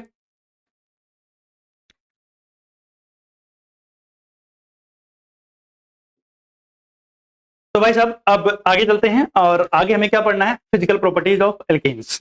फिजिकल प्रॉपर्टी में सिर्फ एक ही जगह से जो क्वेश्चन बनते हैं वो बनते हैं, और वो क्या है, बॉइलिंग पॉइंट पे, बाकी सारी बातें सब ऐसे ही बस हैं, ठीक है ना। तो कह रहा है ये नॉन पोलर होते हैं। सही बात है, नॉन पोलर होंगे, क्योंकि हाइड्रोजन का डाइपोल, हाइड्रोजन की इलेक्ट्रोनेगेटिविटी तो हम 0 ही मान लेते हैं। तो कार्बन और कार्बन के बीच में तो इलेक्ट्रोनेगेटिविटी का डिफरेंस होगा ही नहीं। तो जब ना कार्बन कार्बन के बीच इलेक्ट्रोनेगेटिविटी का डिफरेंस है, ना कार्बन हाइड्रोजन के बीच में है, तो फिर बात ही खत्म हो गई, ऑलमोस्ट नॉन पोलर हो गए, ठीक है ना। क्योंकि इलेक्ट्रोनेगेटिविटी का डिफरेंस बहुत क्या होता है, कम होता है। कह रहा है अगर कार्बन नंबर 1 से कार्बन नंबर 4, यानी आपके पास कोई मॉलिक्यूल है या कोई कंपाउंड है जिसमें 1 से 4 कार्बन है, 1 हो, 2 हो, 3 हो, 4 हो, तो कौन से फॉर्म में मिलेगा, गैस में। अगर 5 से लेके कहां तक हो, 17 तक, तो किसमें मिलेगा, लिक्विड फॉर्म में। और अगर मोर देन 18 या उससे ज्यादा हुए तो कौन से फॉर्म में मिलेगा, सॉलिड फॉर्म में मिलेगा। इसके अलावा ये कलरलेस होते हैं, ऑर्डरलेस होते हैं, और इनसॉल्युबल होते हैं किसके अंदर, पानी के अंदर, due to non polar nature, यानी पानी के अंदर डिजोल्व नहीं होते। सिंपल शब्दों में इतना समझो, जो चीजें पोलर होंगी वो पानी में डिजोल्व हो जाएंगी, जो पोलर नहीं है वो डिजोल्व ही नहीं होंगी पानी के अंदर। तो ये कहां डिजोल्व हो जाएगा सर, पेट्रोल, डीजल, केरोसिन, इन सब में डिजोल्व हो जाएगा, नॉन पोलर चीजों, ठीक। इसके बाद अगर मैं आगे बढ़ता हूं तो मेरे पास आता है बॉइलिंग पॉइंट, जो मैंने बताया इंपॉर्टेंट है और फिजिकल प्रॉपर्टी में यही पूछता है। तो अगर हम बात करें बॉइलिंग पॉइंट की, तो पहले कुछ बेसिक बातें कि सर बॉइलिंग पॉइंट जो होता है ना, बॉइलिंग पॉइंट जो होता है वो डायरेक्टली प्रोपोर्शनल होता है inter molecular force of attraction. किसके, inter molecular force of attraction के। जितना ज्यादा फोर्स ऑफ अट्रैक्शन होगा उतना ज्यादा बॉइलिंग पॉइंट होगा। ये बात बिल्कुल अच्छी है और बढ़िया वाली है। लेकिन सुनना, जिससे आपके क्वेश्चन सॉल्व हो जाएंगे। वो टॉपिक, वो चीज क्या है कि अगर आपको बॉइलिंग पॉइंट कंपेयर करना है, क्या करना है, बॉइलिंग पॉइंट कंपेयर करना है, तो boiling point is directly proportional to number of carbon, number of carbon, यानी जिसके पास जितने ज्यादा कार्बन उतना ज्यादा क्या होगा, उसका बॉइलिंग पॉइंट होगा। या फिर आप बोलो ये डायरेक्टली प्रोपोर्शनल टू किसके, मोलर मास। भाई कार्बन ज्यादा होंगे तो मोलर मास भी तो ज्यादा होगा, तो होगा कि नहीं होगा, तो बॉइलिंग पॉइंट क्या होगा। लेकिन अगर कभी गलती से, अगर कभी गलती से क्या हो, नंबर ऑफ कार्बन सेव हो जाए, नंबर ऑफ कार्बन सेम हो जाए, if number of carbon same हो जाए, तो ऐसे केस में याद रखना बॉइलिंग पॉइंट को कैसे देखेंगे, boiling point inversely proportional to branching, inversely proportional to branching, inversely proportional to. Clear है बात। जैसे बड़े सिंपल शब्दों में बात करें एग्जांपल के लिए, मेरे पास क्या है, कितने कार्बन इसमें बताओ, 4 कार्बन, बहुत।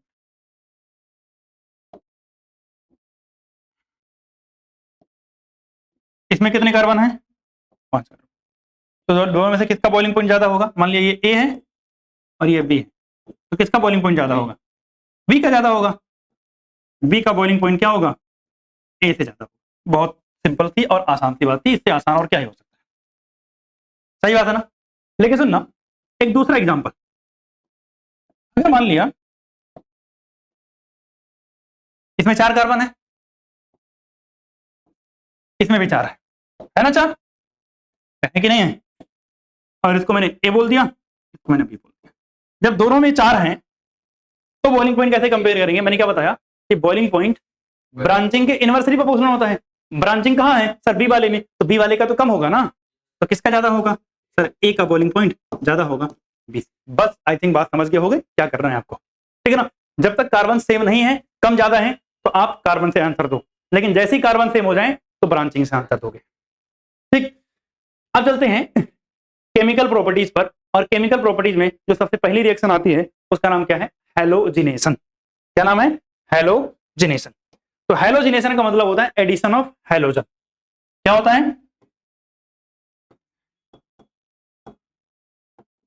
एडिशन ऑफ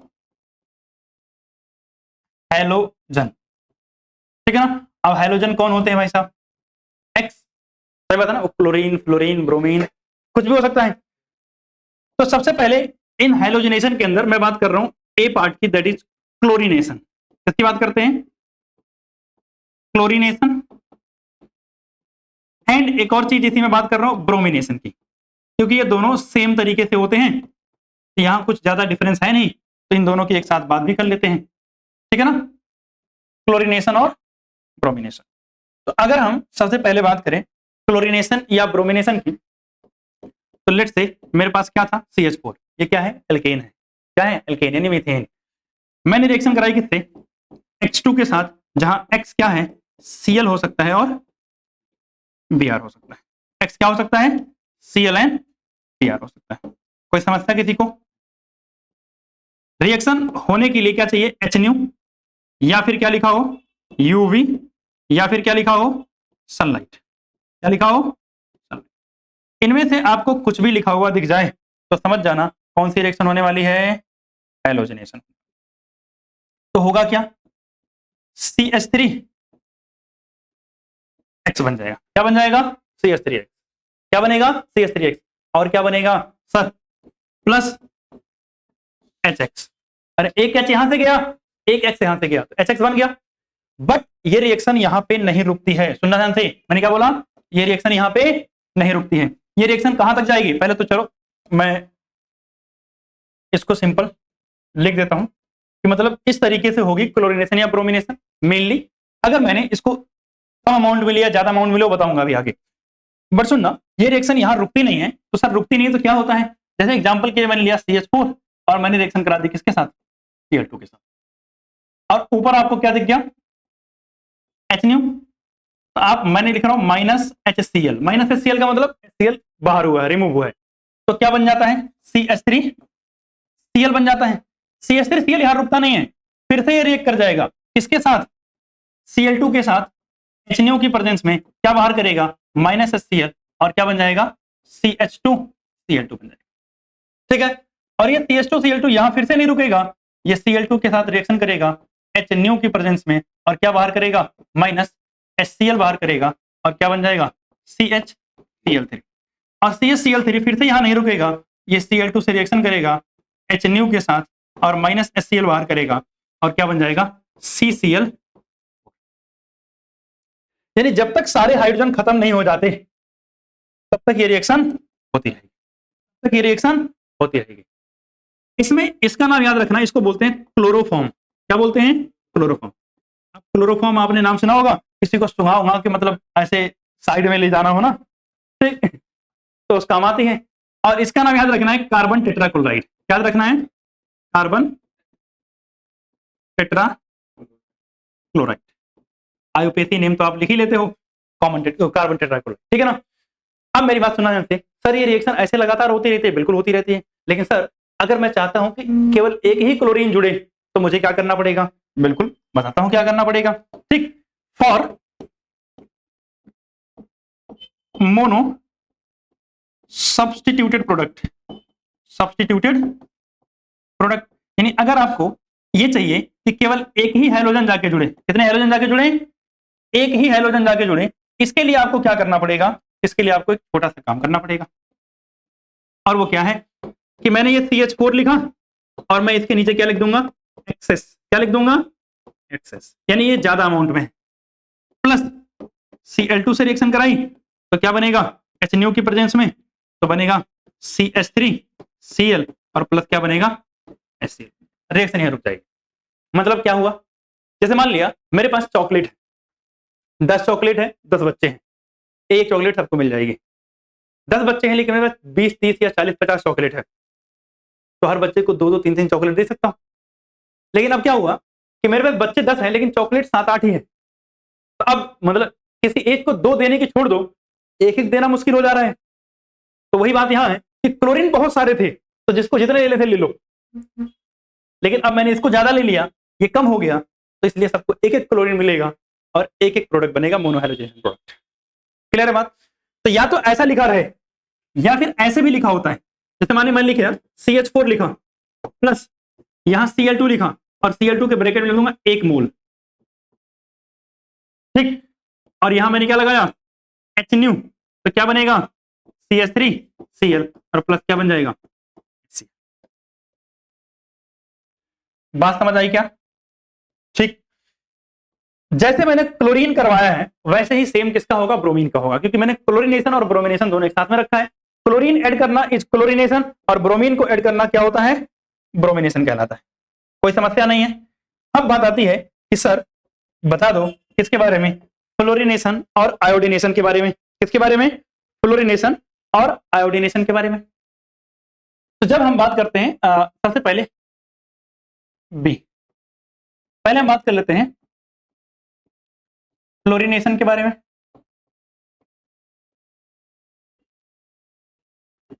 फ्लोरिनेशन जो होता है बच्चे, वो होता है वेरी एक्सप्लोजिव, वेरी एक्सप्लोजिव, मतलब जहां कहीं कराओगे वहां फिर धमाका होगा, धमाके से आप, मैं और आपके आसपास का सब कुछ क्या कर जाएगा, उड़ जाएगा, तबाह हो जाएगा। इसलिए तबाही नहीं मचानी है और ये रिएक्शन हम नहीं कराते, ठीक। अब बात आती है सर आयोडीनेशन के बारे में।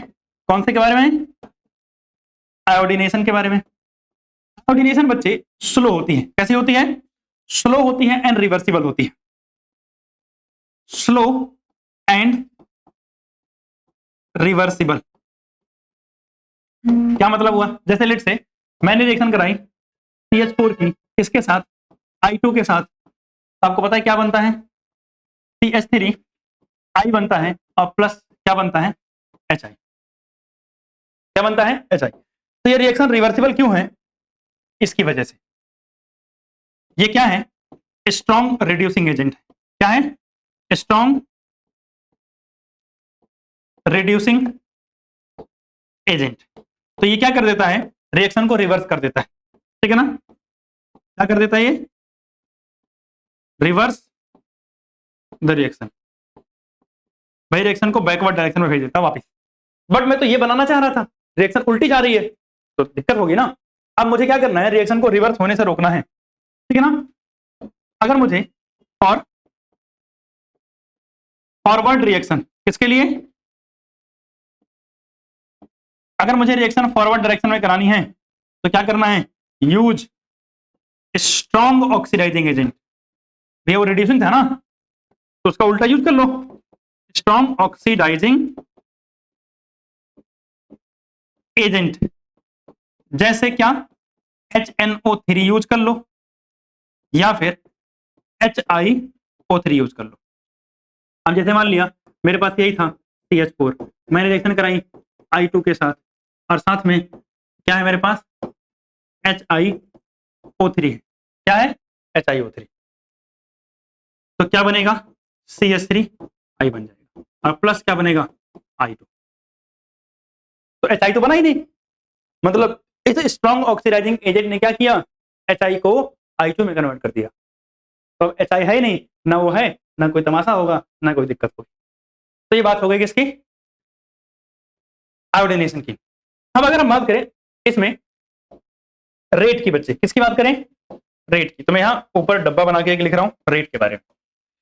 जब हम रेट के बारे में बात करते हैं, यानी स्पीड ऑफ रिएक्शन के बारे में, तो समझना जो रेट होता है ना, वो F2 के लिए सबसे ज्यादा होता है, उससे कम Cl2, उससे कम Br2, और उससे कम I2, ठीक है ना।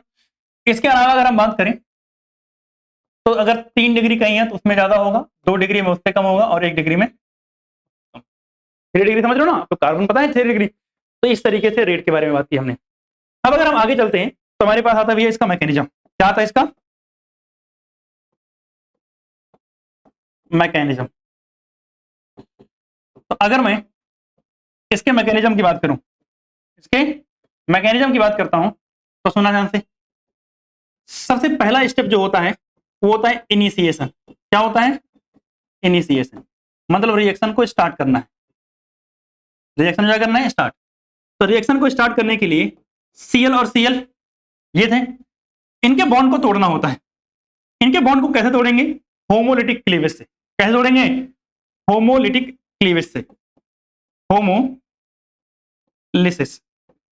मतलब क्या बनेगा, Cl डॉट प्लस Cl, यानी Cl के फ्री रेडिकल बनेंगे, यानी क्लोरीन के क्या बनेंगे, फ्री रेडिकल। तो जब क्लोरीन के फ्री रेडिकल बन जाएंगे तो सेकेंड स्टेप में क्या होगा, प्रोपेगेशन। क्या होगा, प्रोपेगेशन, यानी ये रिएक्शन आगे चलेगी। तो प्रोपेगेशन में क्या होगा सर, सुना ध्यान से। मेरे पास क्या था, Cl के फ्री रेडिकल है ना, तो मेरे पास है CH4। Cl के जो फ्री रेडिकल होंगे वो CH4 के पास आएंगे और क्या करेंगे, CH3 फ्री रेडिकल बनाएंगे और HCl बनाएंगे।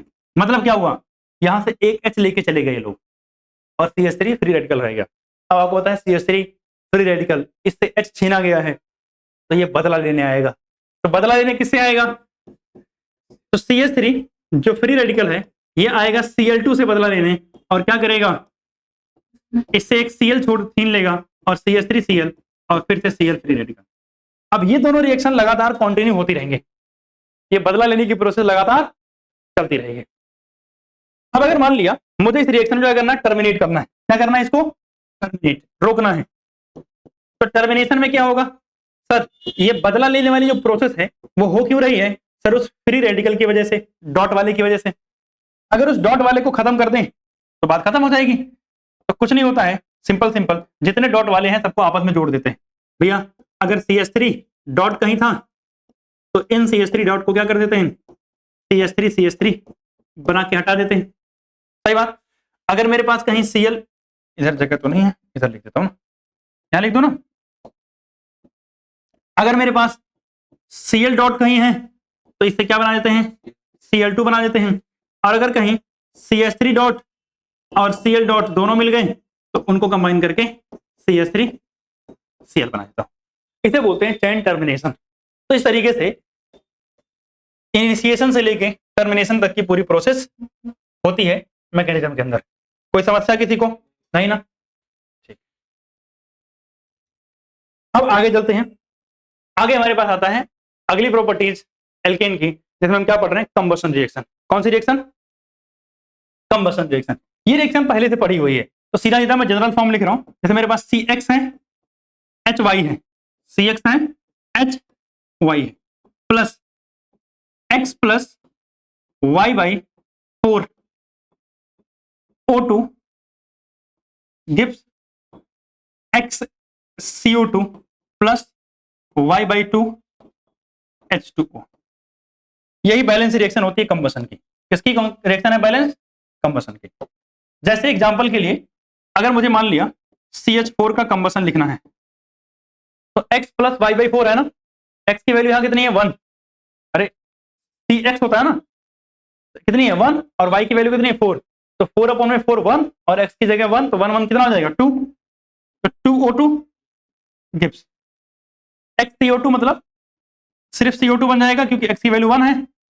उसका plus Y by 2 H2O, Y की वैल्यू कितनी? 4, तो कितना हो जाएगा? 2 H2।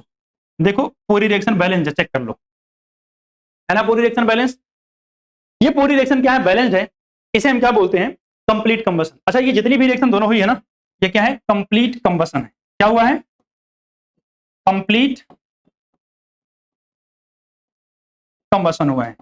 जब कंप्लीट कंबशन होता है तो कार्बन डाइऑक्साइड और वाटर निकलते हैं। लेकिन अगर कंबशन क्या हो? इनकम्प्लीट हो। अगर कंबशन क्या हो? इनकम्प्लीट हो। इफ इन कंप्लीट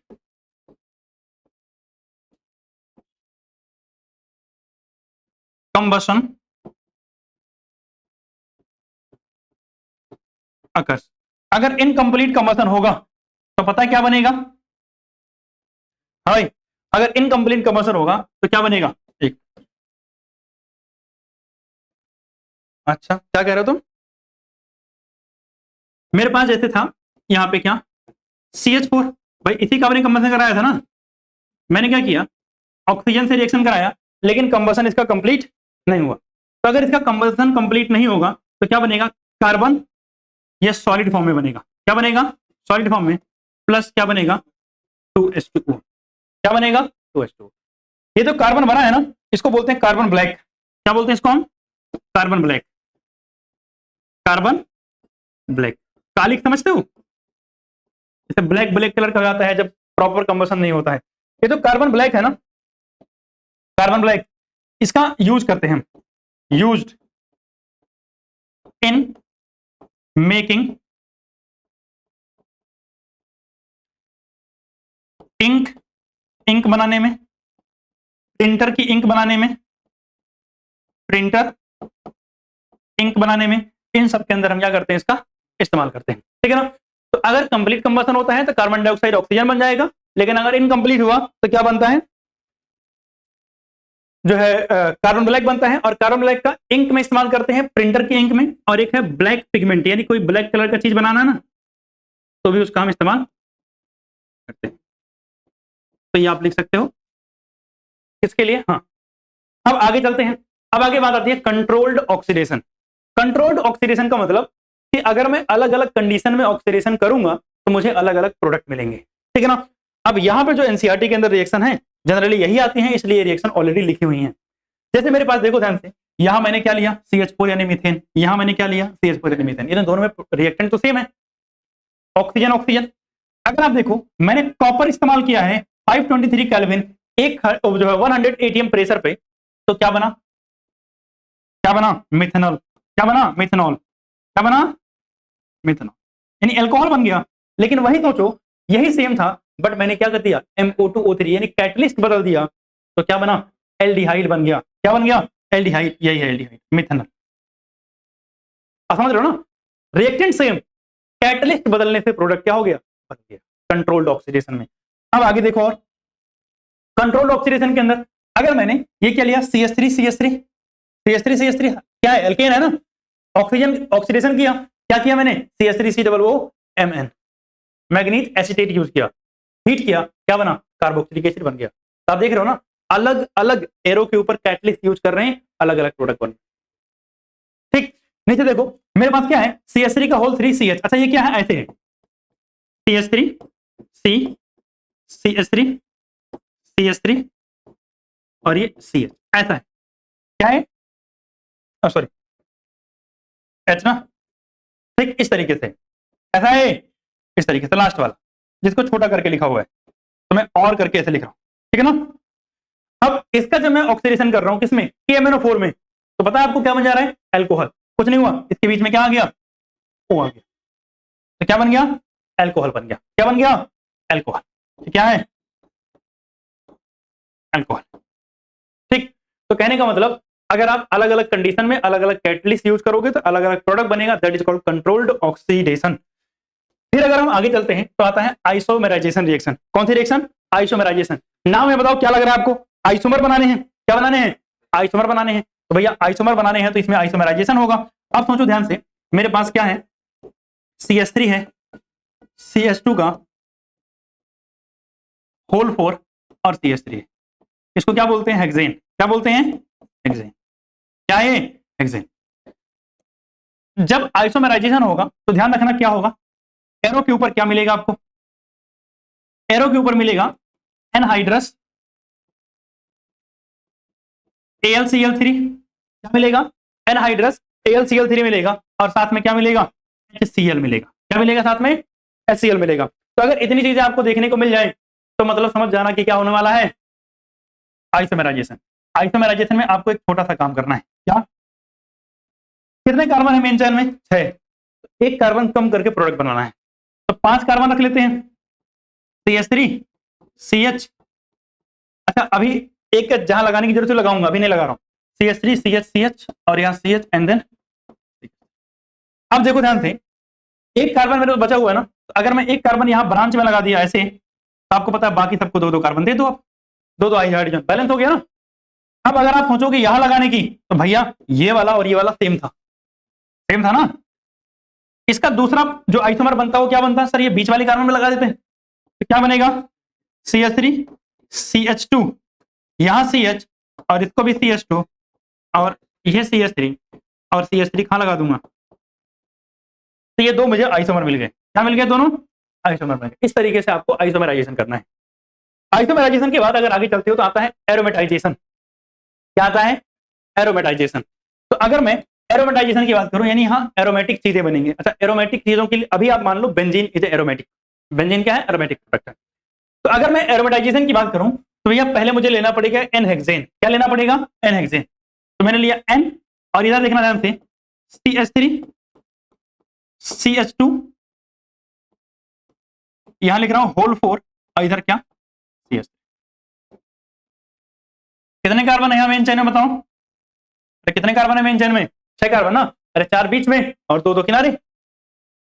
एरोमेटाइजेशन में ध्यान रखना, आपको एरो के ऊपर क्या मिलना चाहिए, आपको एरो के ऊपर क्या मिल जाए, MO2 O3 मिल जाए, आपको एरो के ऊपर क्या मिल जाए, V2 O5 मिल जाए। क्या मिल जाए, V2 O5 यानी वेनेडियम ऑक्साइड मिल जाए, आपको मोलिब्डेनम ऑक्साइड मिल जाए। इसके अलावा आपको क्या मिल जाए, Cr2 O3 मिल जाए, आपको मिल जाए Al2 O3 मिल जाए, ठीक है ना। तो ये सब के सब क्या करेंगे, ऑक्सीडेशन करेंगे। इसमें टेम्परेचर जो चाहिए होता है हमें, वो चाहिए होता है 773 केल्विन, और प्रेशर जो चाहिए होता है 10 से लेके 20 ATM का प्रेशर। अगर आपको ये सारी कंडीशन दी हुई हैं तो पता है क्या बन जाएगा, बेंजीन बन जाएगी। क्या बन जाएगी, बेंजीन बन जाएगी। हम मान लेते हैं कि सर मुझे दे रखा होता C7H16, कितने कार्बन है, 7 कार्बन है ना, 7 कार्बन होते और बाकी सारी कंडीशन मैं ऐसे ऐसे करके लिख रहा हूं, मतलब ऊपर वाली सेम है, तो आपको पता है क्या बनता, 6 कार्बन तो बेंजीन में चले जाते हैं, एक कार्बन बच गया, एक साइड में लगा दोगे CH3 के फॉर्म में, और इसको क्या बोलते हैं, तो बेंजीन था, इसको क्या बोलते हैं, टॉलिन। क्या बोलते हैं इसको हम, टॉलिन। कोई समस्या नहीं ना? ठीक, हाँ, नहीं नहीं, बैठ जाओ इधर, अंदर बैठ जाओ। ऐसे क्या बोलते हैं हम? टॉलिन बोलते हैं। आगे चलो क्या? अब आता है मेरे पास रिएक्शन विद स्टीम। किसकी बात करते हैं? Reaction with steam. तो अगर हम रिएक्शन विद स्टीम की बात करें, समझना मेरे पास क्या है, लेट से मैंने रिएक्शन किससे की? H2O से। H2O लिक्विड फॉर्म में होगा, और लिक्विड कर रहा हूं वेपर फॉर्म में होगा, क्योंकि हम क्या कर रहे हैं? स्टीम यूज कर रहे हैं। क्या यूज कर रहे हैं? स्टीम यूज कर रहे हैं। तो अगर हम रिएक्शन विद स्टीम कराते हैं तो इसके लिए मुझे क्या चाहिए होता है? निकल चाहिए होता है, और थोड़ी सी क्या चाहिए? हीट चाहिए। थोड़ी सी क्या चाहिए? हीट चाहिए। तो जब हम स्टीम से रिएक्शन कराते हैं तो प्रोडक्ट क्या बनता है? कार्बन मोनोऑक्साइड, और क्या बनती है? हाइड्रोजन गैस निकलती है। तो कार्बन मोनोऑक्साइड और प्लस क्या बन जाएगा? 3H2। कार्बन मोनोऑक्साइड क्या बच जाएगा? 3H2। बस एक रिएक्शन याद रखनी है आपको। फिर आते हो कहां पर? पायरोलिसिस पर। पायरोलिसिस का मतलब होता है बच्चे क्रैकिंग। क्या मतलब होता है इसका? क्रैकिंग मतलब टुकड़ों में टूटना। अब बताओ इसमें कितने कार्बन? 6 कार्बन ना? देखो ये 6 कार्बन और हाइड्रोजन अलग हो गया। 6 कार्बन था ना, 4 और 2 के टुकड़ों में टूट गया, 3, 2 और 1 में टूट गया। इसी को बोलते हैं पायरोलिसिस। क्या बोलते हैं? पायरोलिसिस बोलते हैं।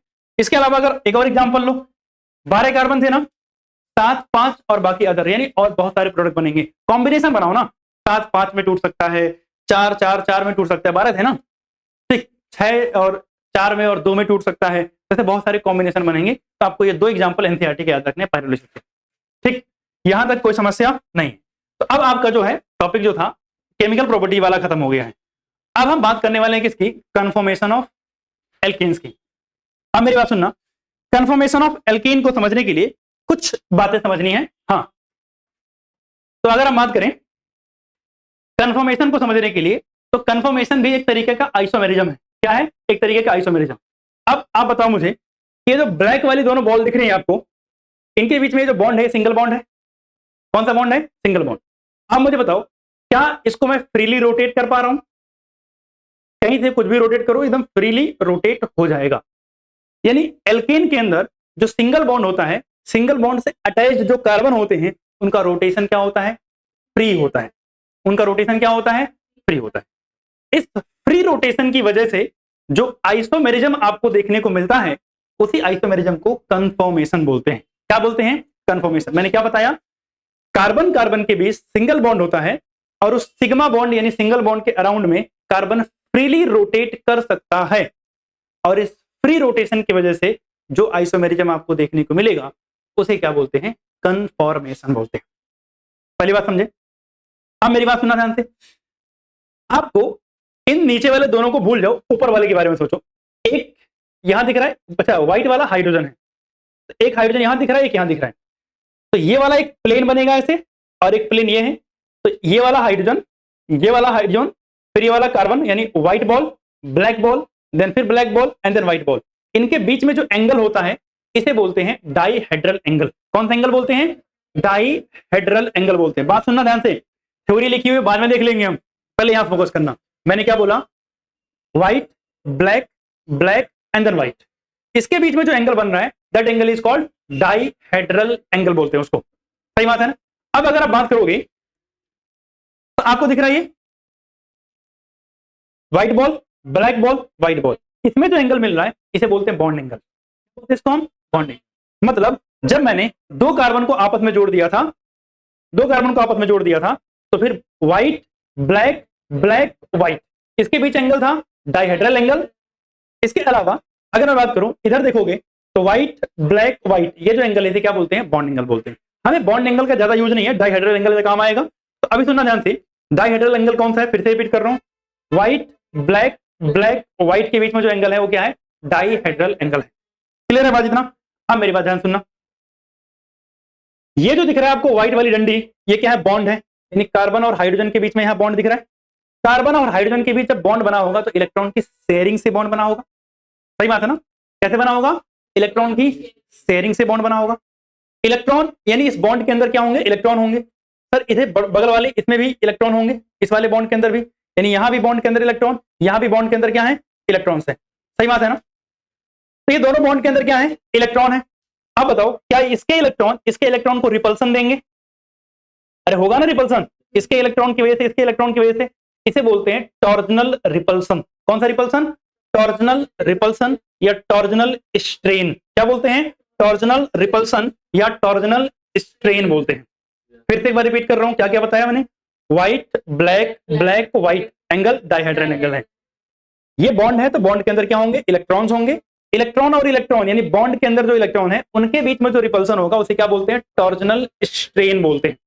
क्या बोलते हैं? Torsional strain.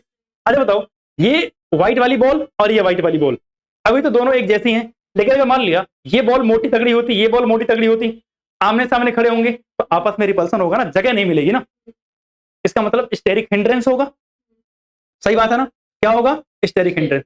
अगर ये भी मोटी बॉल, ये भी मोटी बॉल, तो दोनों आपस में टकराएंगी, दोनों आपस में रगड़ खाएंगी, इससे क्या होगा? रिपल्सन होगा। तो इसे रिपल्सन क्या बोलते हैं? स्टेरिक हिंड्रेंस बोलते हैं। तो अब आपको एक बात समझ में आई कि सर एक डाइहेड्रल एंगल है, एक बीच में आपने बताया टॉर्जनल स्ट्रेन, जो इसके बीच में रिपल्सन हो रहा है बॉन्ड बॉन्ड के बीच में, और एक ये व्हाइट व्हाइट बॉल के बीच में रिपल्सन होगा, जिसे आप बोल रहे हो स्टेरिक हिंड्रेंस। सही बात है ना? क्या बोल रहे हैं? Steric hindrance. अब मेरी बात ध्यान सुनना, कन्फर्मेशन में मैंने बोला कि फ्री रोटेशन होता है कार्बन कार्बन के बीच में। अब जब मैं फ्री रोटेशन करूंगा, मैंने थोड़ा सा रोटेट किया, एक नई स्ट्रक्चर बन गई। मैंने थोड़ा सा और रोटेट किया, एक नई स्ट्रक्चर बन गई। मैंने थोड़ा सा और रोटेट किया, एक नई स्ट्रक्चर बन गई। और रोटेट किया, एक नई स्ट्रक्चर बन गई। और रोटेट किया, एक नई स्ट्रक्चर बन गई। बताओ ऐसे मैं कितनी स्ट्रक्चर बना सकता हूं? इनफाइनाइट स्ट्रक्चर बना सकता हूं। इसका मतलब किसी भी कंपाउंड के अंदर अगर आप कन्फर्मेशन फाइंड करने जाओगे तो कितने आइसोमर्स मिलेंगे कन्फर्मेशन के? इनफाइनाइट आइसोमर्स मिलेंगे। पहले ये बात दिमाग में क्लियर होनी चाहिए कि यानी कन्फर्मेशन किसी भी कंपाउंड के कितने होते हैं? इनफाइनाइट होते हैं। कितने होते हैं? इनफाइनाइट होते हैं। इतनी बात क्लियर हो गई। अब सुनना, अभी तो मैं इस कंडीशन में हूं, इस वाली कंडीशन में, तो आप देखो इस बॉन्ड के जस्ट पीछे ये वाला बॉन्ड है, इस बॉन्ड के जस्ट पीछे दूसरा वाला बॉन्ड है, इसके पीछे ये वाला है ना, तो कौन सा रिपल्सन लग रहा होगा? Torsional repulsion. ये व्हाइट वाली बॉल के पीछे जस्ट व्हाइट वाली बॉल है, तो इसके पीछे क्या लग रहा होगा? रिपल्सन। यानी दोनों ही रिपल्सन बहुत ज्यादा लग रहे होंगे कि अभी जस्ट आमने सामने है। सही बात है ना? मैंने थोड़ा सा रोटेट किया, अब दूर हो गया थोड़ा सा, रिपल्सन थोड़ा कम हुआ होगा। मैंने थोड़ा और रोटेट किया, रिपल्सन थोड़ा और कम होगा। मैंने थोड़ा और रोटेट किया, रिपल्सन थोड़ा और कम होगा। ऐसे करते करते करते करते करते करते यहां पर रिपल्सन सबसे कम हो जाएगा, क्योंकि मैक्सिमम इसकी इससे जो दूरी हो सकती थी वो यही है ना। सही बात है ना? यानी इस कंडीशन में बिल्कुल आमने सामने थे, रिपल्सन सबसे ज्यादा था, सबसे ज्यादा रिपल्सन था। मैंने रोटेट करके इनको दूर कर दिया, अब रिपल्सन क्या हो जाएगा? कम हो जाएगा। आप बताओ, रिपल्सन ज्यादा होता है तो स्टेबल होते हैं या रिपल्सन कम होता है तो स्टेबल होते हैं? रिपल्सन कम होता है। इसका मतलब ये वाली स्ट्रक्चर सबसे ज्यादा स्टेबल होगी और ये वाली स्ट्रक्चर सबसे स्टेबल होगी, सबसे ज्यादा अनस्टेबल होगी, ये बोल सकते हो। सही बात है ना? तो दो स्ट्रक्चर के बारे में हमने बात की, एक ये वाली जो सबसे ज्यादा अनस्टेबल है और एक ये वाली जो सबसे ज्यादा स्टेबल है। इसमें सबसे कम रिपल्सन है और इससे पहले वाली में सबसे ज्यादा रिपल्सन है। आप मुझे बताओ, अगर इसको आप सामने से देखोगे तो आपको लगेगा व्हाइट बॉल के जस्ट पीछे ब्लैक बॉल छुपी हुई है, मतलब व्हाइट बॉल के पीछे व्हाइट बॉल छुपी हुई है। सही बात है ना? आप देखोगे तो ऐसा लगेगा व्हाइट बॉल के पीछे व्हाइट बॉल। इसको हम बोलते हैं एक्लिप्स। क्या बोलते हैं? एक्लिप्स। याद है ना? ऐसा सोलर सिस्टम में होता है, तो इसे क्या बोलते हैं? एक्लिप्स बोलते हैं। यानी जब white ball just white ball के पीछे हो तो कौन से फॉर्म बोलते हैं? इसको एक्लिप्स बोलते हैं। कौन से फॉर्म बोलते हैं? Eclipse form. मैंने रोटेट किया, रोटेट किया, रोटेट किया, रोटेट किया और सबसे स्टेबल फॉर्म आ गई। जब सबसे स्टेबल फॉर्म आ गई, इसको हम बोलते हैं स्टैगर्ड फॉर्म। कौन सी फॉर्म बोलते हैं? Staggered form. कौन सी फॉर्म बोलते हैं? Staggered form. स्टैगर्ड फॉर्म में टॉर्जनल स्ट्रेन सबसे कम होगा, स्टेरिक हिंड्रेंस सबसे कम होगा, यानी जितने भी रिपल्सन होने थे सब सबसे कम होंगे। जब एक्लिप्स फॉर्म थी तो उसमें क्या थे? सबसे ज्यादा रिपल्सन था, सबसे ज्यादा रिपल्सन था। अब बताओ, एक्लिप्स से मैं स्टैगर्ड में गया, रिपल्सन बहुत कम हो गया, सबसे कम हो गया। अब मेरी बात ध्यान सुनना, अगर मैं और रोटेट करूंगा तो रिपल्सन बढ़ेगा या घटेगा? बढ़ेगा ना। क्यों? ये तो दूर जा रहा है लेकिन ये दूसरा तो पास आने लगा। इसके रेफरेंस में देखते रहना, ये दूर जा रहा है लेकिन ये तो पास आ रहा है। और किया, देखो और पास आ गया, और किया और पास आ गया, और रोटेट किया और पास आ गया, यानी रिपल्सन बढ़ता जा रहा है। यानी पहले रिपल्सन पहले क्या हो? कम हो रहा है, फिर बढ़ेगा, मतलब कम हो रहा है, कम हो रहा है, फिर सबसे कम हो जाएगा, फिर बढ़ना शुरू हो जाएगा, फिर कम होगा, कम होगा, कम होगा, सबसे कम, फिर वापस बढ़ना शुरू हो जाएगा। तो यहां पर दो कंडीशन आपको मिलेंगी, एक जब रिपल्सन सबसे कम हो और दूसरी जब रिपल्सन सबसे ज्यादा। जब रिपल्सन सबसे कम होगा उसे कौन सी फॉर्म बोलते हैं? Staggered form. कौन सी फॉर्म बोलते हैं? Staggered form. स्टैगर्ड फॉर्म में अगर आप देखोगे ऐसे, अगर आप इसको इस तरीके से देखो तो क्या हो रहा है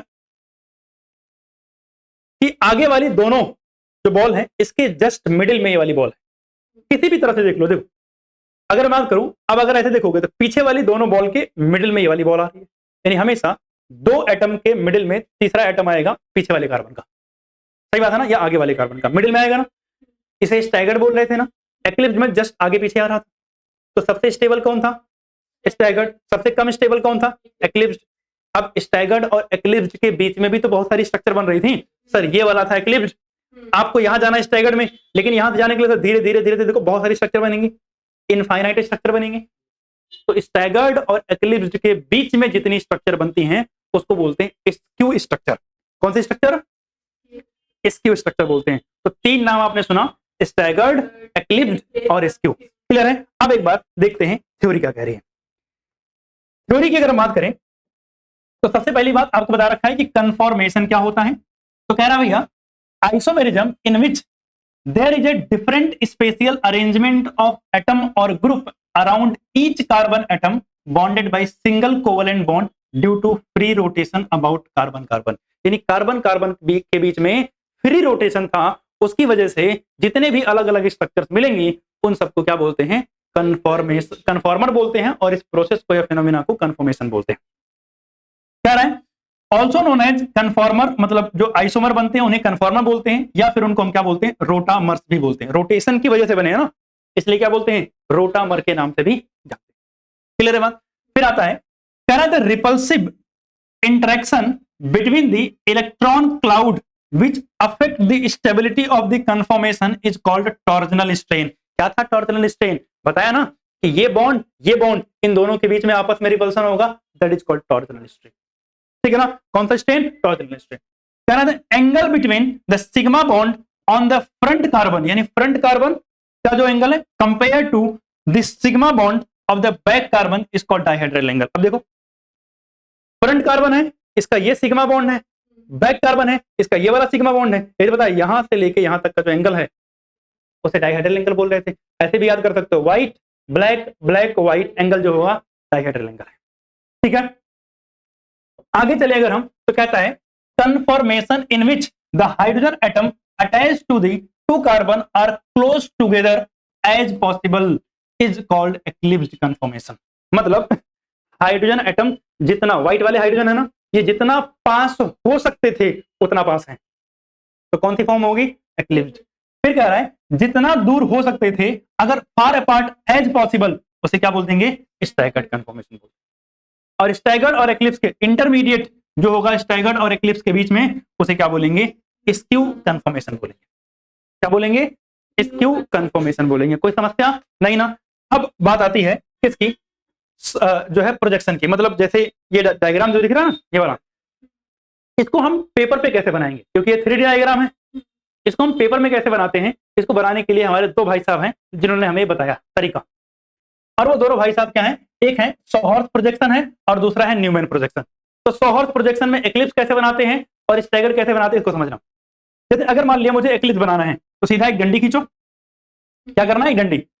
उसका जैसे मान लिया ये क्या बनाया? सीधा वाई, इधर भी क्या बना देना है? सीधा वाई बना देना है। इसको हाइड्रोजन, इसको हाइड्रोजन, इसको हाइड्रोजन, इसको हाइड्रोजन, इसको हाइड्रोजन और इसको हाइड्रोजन, बन गया एक्लिप्स। मैंने क्या बोला? एक्लिप्स बनाने के लिए क्या करना है? एक डंडी खींचनी है क्रॉस, और उसका क्या करना है?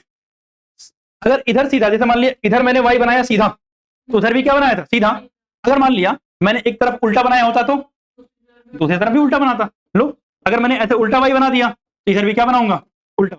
इधर एच, इधर एच, इधर एच, इधर एच, इधर एच, इधर एच, एक्लिप्स बन जाएगा।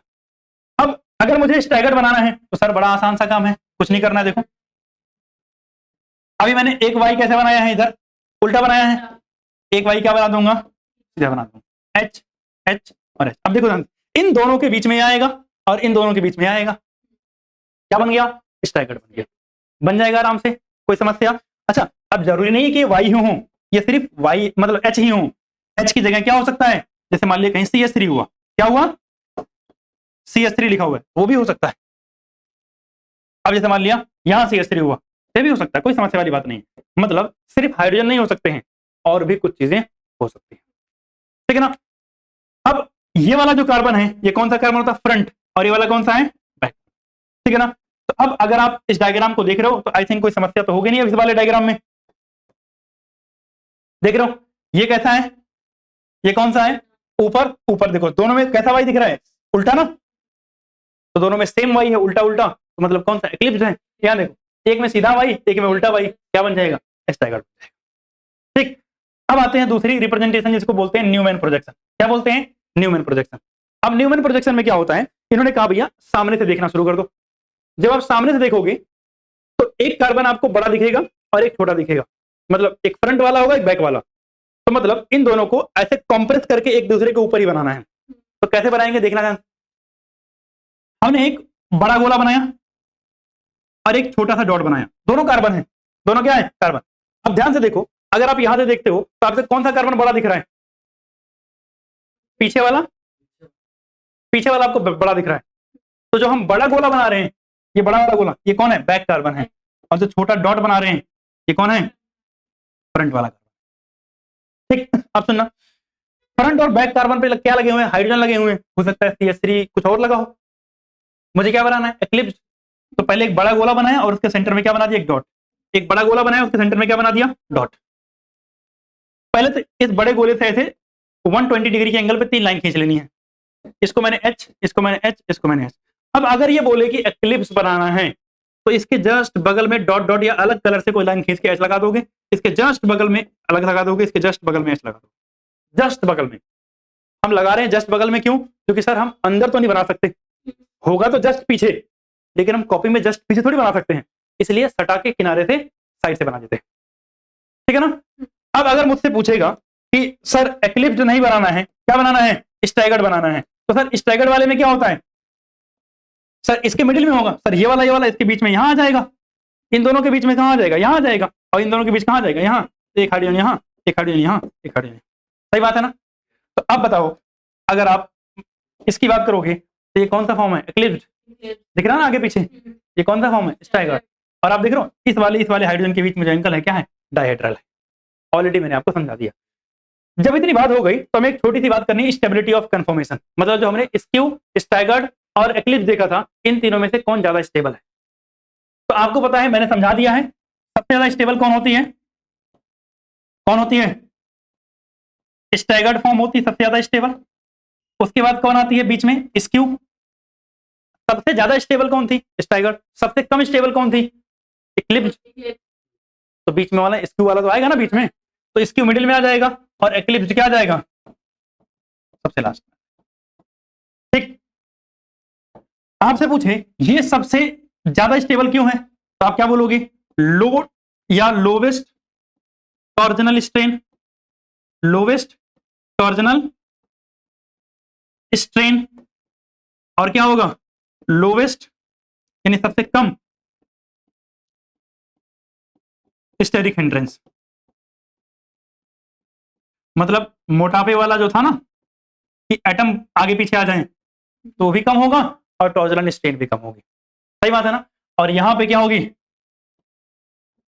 मैक्सिमम या हाईएस्ट बोल दो, मैक्सिमम टॉर्जनल स्ट्रेन होता है, और यहां क्या होगा, मैक्सिमम स्टेरिक हिंड्रेंस भी होगा, मैक्सिमम स्टेरिक हिंड्रेंस भी होगा, क्लियर है बात, ठीक।